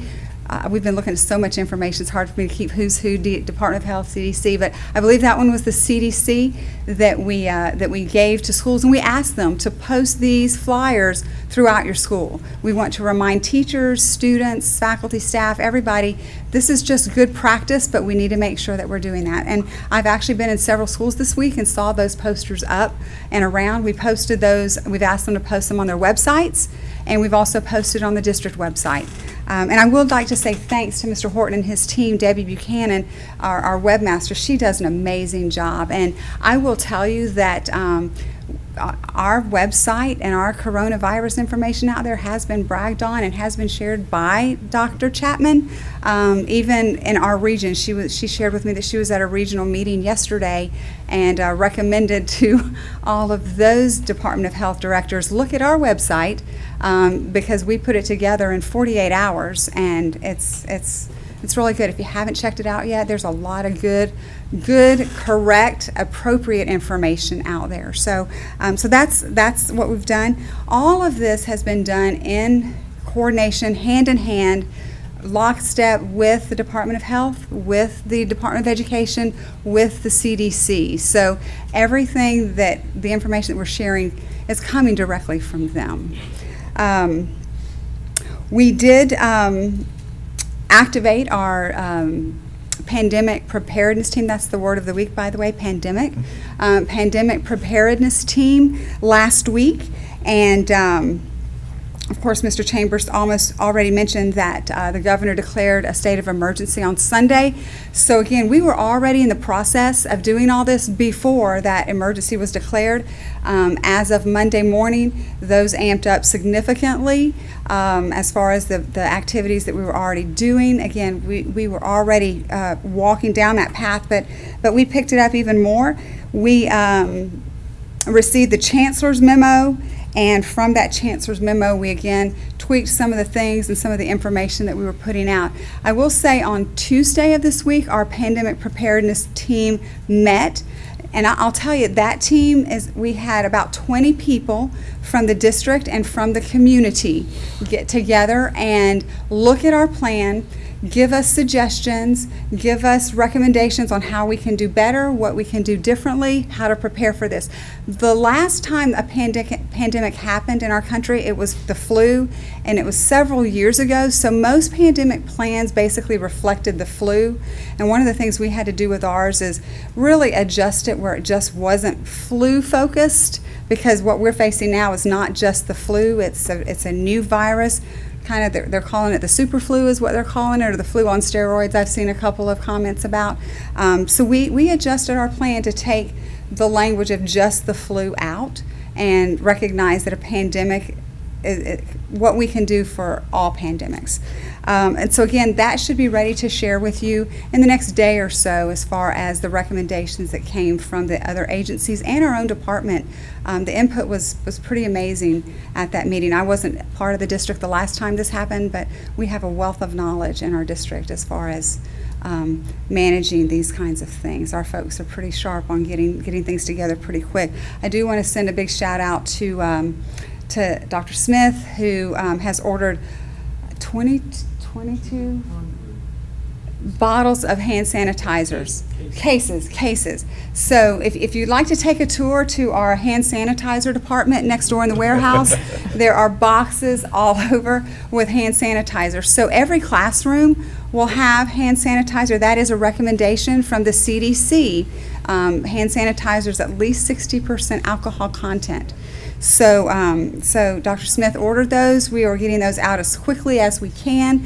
There's going to be dispensers put up in every cafeteria, every school lobby, and every school clinic to dispense this alcohol-based hand sanitizer. Let's see. We've done a lot. Yesterday, the superintendent, myself, Mr. Horton, Ms. Lightbourne, and Dr. Hale were all on a conference call with the governor's office and with the DOE.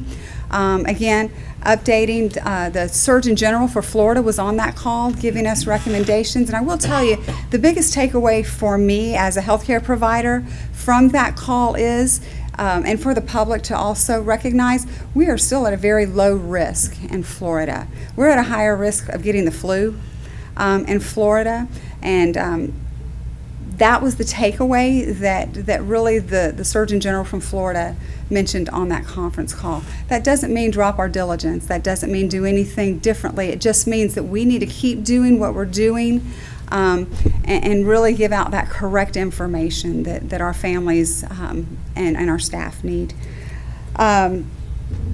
There is no travel ban in the United States. There's no travel ban in Florida. So at this point, after consulting with the superintendent, he feels like we need to keep our students doing what our students do. And so unless that changes, we're not going to ban any travel unless the Department of Health says we need to do so or the CDC says we need to do so. Obviously, we want them to practice all of these things that we're already practicing at school, take care of themselves, use these preventative measures that we've already put in place. But students need to be students. And we certainly want to allow that as long as that is in the best interest of their health and safety. So we'll take those directives from the Department of Health on that. And I want to add there, so of course the travel is a fluid situation based on information that comes in. But it's a coordinated decision, obviously talking with the Health Department, the CDC, the Department of Education. But what we have done is Mr. Horton has located every field trip that's going forward, so we know every single one for the rest of the year. So we'll be on top of that. An example of that is, I believe it was Blue Water. They were going on a field trip. We had conversations with the principal, the parents, so making sure that everybody's on the same page. They were going to be going to a space camp. Just communication as we go through this process, but we are very much on top of every trip that's coming up for the rest of the year. I think a couple of us might have lived through the SARS epidemic and the pandemic situation we dealt Before with. that, in this school district, the meningitis outbreak, Yeah, and that was pretty awful. those are serious. And if I might, I guess I received an email, and I think all the board members did, that different agencies may make decisions that impact us. And Absolutely. impact our students and impact what our students can do. And I'm sure, Ms. Roeder, that you too received the email about the state science fair. I And did. maybe we might share that so that folks know that many of these decisions are made by folks other than us, but they still impact our students. That is correct. So, Ms. Lightbourne, can you speak to that? Because you and I were chatting about that yesterday.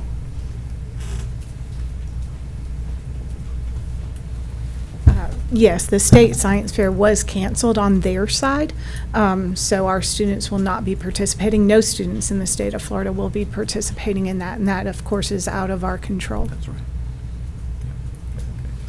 And then I just had one other comment, and Mr. McInnes, you know, you and I spoke about this briefly the other day, and I don't often sit around and read our school board policies. They're quite lengthy. But you informed me that we do have school board policy pertaining to matters like this. And that's gratifying to know that we already have policy in place. We have a plan, so to speak.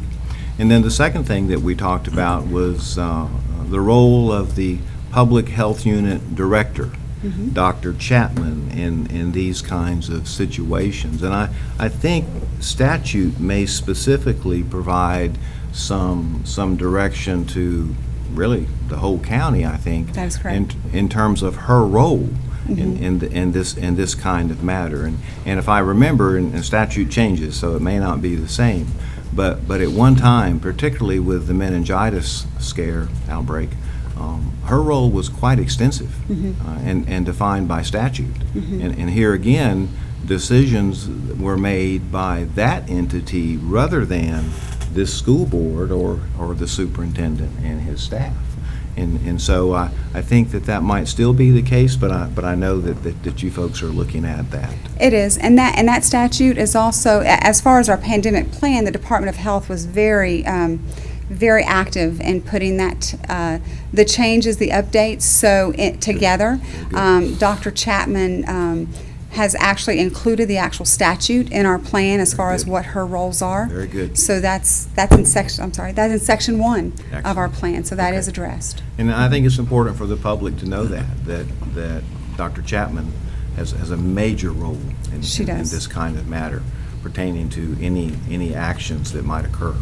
And I would like to just send out a public shout out to Dr. Chapman, ma'am. because she has been working very closely with me. I mean, she answers my calls whenever I call. She emails very quickly. I mean, she even came over the other day right from another meeting that I walked out of to meet with Mr. Chambers. She came right over and sat down with us at his request and met with us and really helped us get that ball rolling as to how to handle this situation. So she's been very, very good with our team. And did you address the 14-day,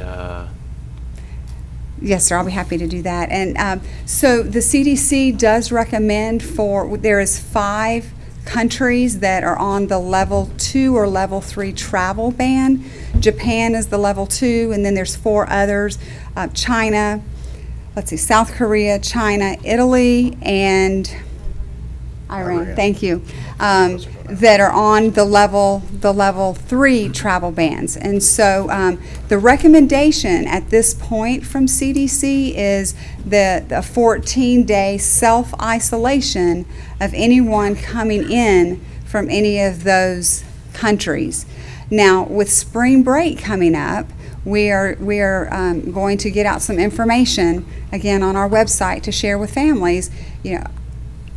I don't know where folks are going to travel over spring break, but if they do, these are the recommendations from CDC. And granted, our federal government also is monitoring those flights coming in and out of those countries. So, but there is a 14-day requested isolation from those. Now, the mandatory isolations come from the Department of Health at this point, so we can't mandatorily tell people that they have to do that unless they test positive.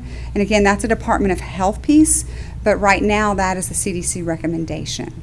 And again, the federal government also has oversight over planes coming in and that kind of thing from those areas.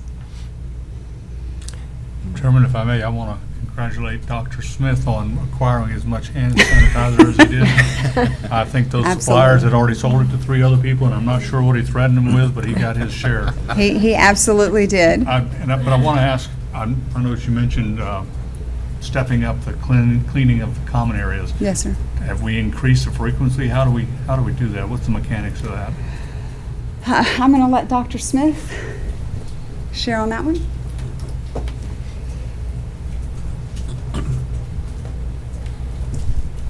We already have a dispensing system in our schools that has a product called pH7Q, which both deals with SARS and coronavirus.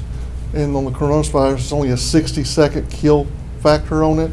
So we already have the product. All you got to do is use it and wipe down those areas. You can even spray it with a spray bottle and wipe it down with a paper towel.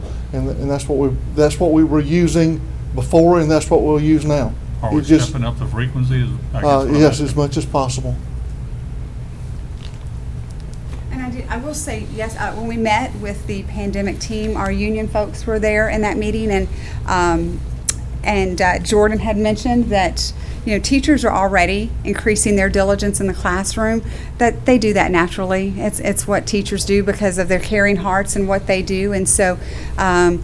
Jordan kind of assured us that was already going on from the teacher perspective. It's not a requirement. We're not telling our teachers at this time, but again, I can tell you, just knowing our staff out there, they're doing that, and I suspect a lot of it's been done on their own dime, buying those hand wipes and things like that out there.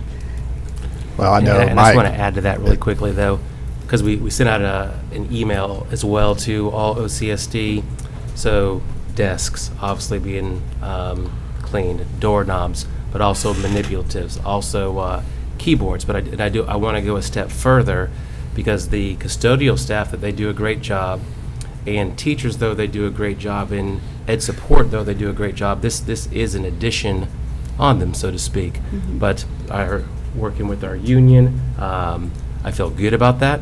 The teachers are stepping up and doing more cleaning as well. Some of those cleaning supplies are here, some are still on the way.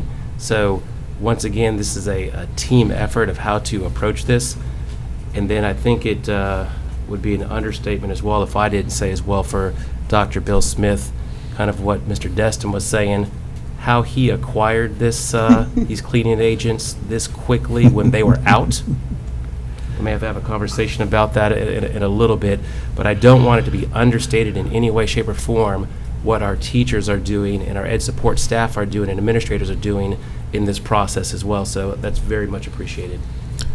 Well, and I would just like to comment too that just the fact that we've led the charge on this in the county. I was talking to a county employee yesterday, and they looked to the school district's model to try to get their message out. So I think it's a testament to our school district, to you, Mr. Chambers, and your staff, that we tried to at least instill some calmness to what was going on, to the severity of it, though, and try to just reassure people that we're doing our part. And so I commend y'all for that. And but going back to the teachers, I mean, you can go to any classroom, even before all this come out, there's they always make sure parents bring in Clorox wipes and things like that to wipe down. So but again, like I said, I appreciate, and I know people have appreciated us being in the forefront on this particular issue.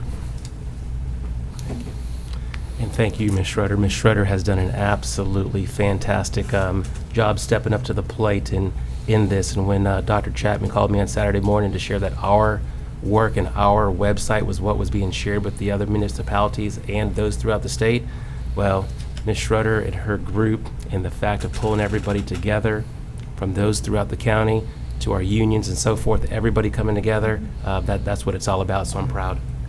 Well, and I'll echo for Ms. Schroeder too, is the fact that she is a registered nurse, and she has that knowledge and kind of helps us who are not in that particular Thank you. field.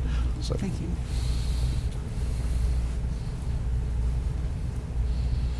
That's all I have. Now, Mr. Chambers, come on. We talked about this at the agenda meeting. You got something else to say? Come on. There was time, but I guess I will say it's I talk about it all the time, the level of talent that we have in this district as it pertains to students, state championships that we win, from dance to cheer to all across the board. But the Niceville soccer team, they had an amazing run. They didn't lose any games this year at all. They've tied 2 games, but they just won a state title, which I think is absolutely fantastic. If you were able to watch the game, it was a back and forth affair the entire time. It was a stress-induced game, but we ended up winning 7-3, and it was a fantastic event. Coach Nelson over at Niceville and his staff, and of course to those athletes, fantastic job. I thought Mr. Morello was going to pull his hamstring as he jumped on top of the boys after the game, but just an amazing testament to Niceville High School, but Okaloosa County as well. The other high schools that reached out to congratulate them on this, on their journey. Just once again, we compete within our county, but we're a team when we go outside our county. So it was great to see a community come together. And I didn't mean to take away from your thunder there, No, Dr. no, Kelly, no, but I no, know it's all Mr. good. Chambers does have a tie to Good. Niceville High School, and I know how proud he is of that, of the team. So, Thank you. anything else, Mr. Chambers? That is it. And speaking of, we're going to start with Dr. Kelly. Well, I would just note that several of us were out reading this week and last week too, as a matter of fact, for Read Across America and Dr. Seuss's birthday, and those are always fun things to do and be a part of. And I would like to just say that having partnered with Peggy Brockman and the Hope Squads, I think we have now been in all but 2, or after today we will have been in all but 2 of our secondary schools. And I just want to brag for a minute on the hearts of our teachers and our administrators too, but everywhere we've been, it's about a 10-to-1 ratio, students in the group per grade level to an advisor. And every single place we've gone, we've gotten at least 2 times the number of volunteers on the parts of our teachers to be trained advisors to help sponsor the Hope Squads in all of our schools. So I know that people go into teaching because they have a heart for helping students, but this goes a level above that. I just can't brag enough on the fact that our teachers step up and our administrators too, but that's just very heartwarming to see, and to see how they've embraced the program. And lastly, I have a reminder and a question. So I remember when I was a candidate, which I realize now was almost 2 years ago, and a colleague of mine was the chairman of the school board and also a candidate. He put in play for our school board additional layers of transparency for the board working with the superintendent so that we would be open and above board and above question by our constituents. And I know that another board member has asked that we be notified when the Commissioner of Ed or anybody important is here. So I would just like to ask that we have that continued forward, and a reminder of that. And a question, I don't want you to go into details in a public way, but I had 2 people ask me if we had FLDOE investigators in our schools this week, and if I knew. And I, in truthfulness, did not know. So I'll ask you, is that true? So through the professional practices process at the state level, yes, which happens in our county and other counties routinely. Okay, but should we know, or may I ask that we know? So it's a little uncomfortable when people in the public ask us and we say, no, we didn't know. It has not been a process where we do that, but we sure can. Thank you. Mr. Destin. Oh, I'm sorry. Are you No, done? that's it. Thank you. Mr. Destin. I was going to ask about our preparedness for the coronavirus, and the superintendent and his staff answered the questions, so I'm good. Thank you. Dr. White. Well, just a couple of quick things. Last Thursday evening, I had the opportunity to attend a community function of, I would say probably roughly 100 folks that really are sort of community leaders. And the guest speaker for that event was Mr. Ted Corcoran. And as you know, Mr. Corcoran, who leads the Greater Fort Walton Beach Area Chamber of Commerce, spoke to this group about the half-cent sales tax initiative. And I want to say, and I've already told him personally, he did a great job in communicating our efforts and their efforts in this initiative. But those folks, being the folks they are, they're smart, and they had lots of questions. And I sort of wish, Mr. Horton, I'd had a preview of your presentation for that meeting, because many of their questions will directly be answered by what you presented today. And we'll be able to refer them to that in the future, should the superintendent be able to put that on our homepage. The other thing that I wanted to share is that late yesterday afternoon, I visited one of our schools that Mr. Destin had spoken about. That school happens to be in my district. I try to go late in the afternoon because I don't want to be a burden to folks when they're busy with students and so forth. And I'll tell you, the students had long left, but the parking lot was still full of teachers and faculty and staff. And of course, the principal was still there late in the day. And she took me on a tour of the facility at Meigs Middle School that I know your committee on school safety worked extensively on. And I'll just say this, that Principal Lamb has that well under control. It's going to be a great improvement. It'll be a single point of entry, and it will be at the front of the school, no longer in the center, as you previously alluded to. And I'd also like to extend appreciation to Mr. Les Rose and Jacobs Titan, and for the efforts that they've done there and that they've done in our other schools, and the long and very successful partnership that we've had with your business and your corporation and in remedying these kinds of situations. And but I did take a look at that, and I was very, very impressed, and I just wish it could have happened when I was there. But in any case, I wanted to share that, and those folks are working hard, both Mr. Rose's people in getting that facility ready, Mr. Destin and his group, and the fencing and all those kinds of things, and that will soon be another safe school. All right, so thank you, and that's all I have. Okay. Well, thank you. And I just want to just thank a couple of people real quick. I see Ms. Flanagan is out in the audience today. I just wanted to thank her for her due diligence and work on presenting a book that was given to us, an update on the library book situation. And if, I know I appreciated the amount of effort and work she put into that, and I know she's here, so I just wanted to commend her. And then also, Mr. Wyndham is back there in the back, and I wanted to commend him for, just being able to go to him and just be able to talk to him about different capital improvement projects that each of us get from our schools, and to be able to reach out to him. And, I will tell you that Mr. Wyndham is just like Rita. He's always looking to save us some dollars, and I know things that I've requested have come back under what the school had originally sent in. So, but I know it's because of Vince and his team and everybody at finance working together to try to be good stewards of the taxpayer dollars. And also, if you follow me on Facebook, you know I recognize one of our support staff in District 4 at Bob Sykes Elementary, and that was Mr. James Tobias.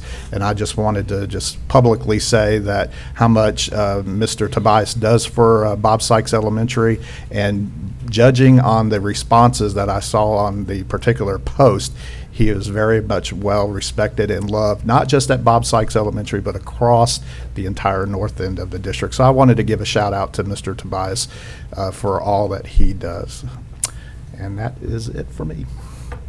And we'll go down to public comment part 2.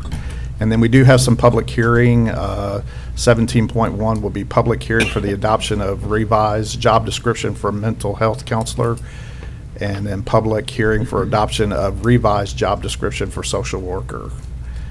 And we'll start with Ms. Scallon. Anything that you would like to add? Mr. Horton, Ms. Lightbourne, Dr. Hale, Ms. Appleberg, Mr. Butler. All right, this meeting's adjourned.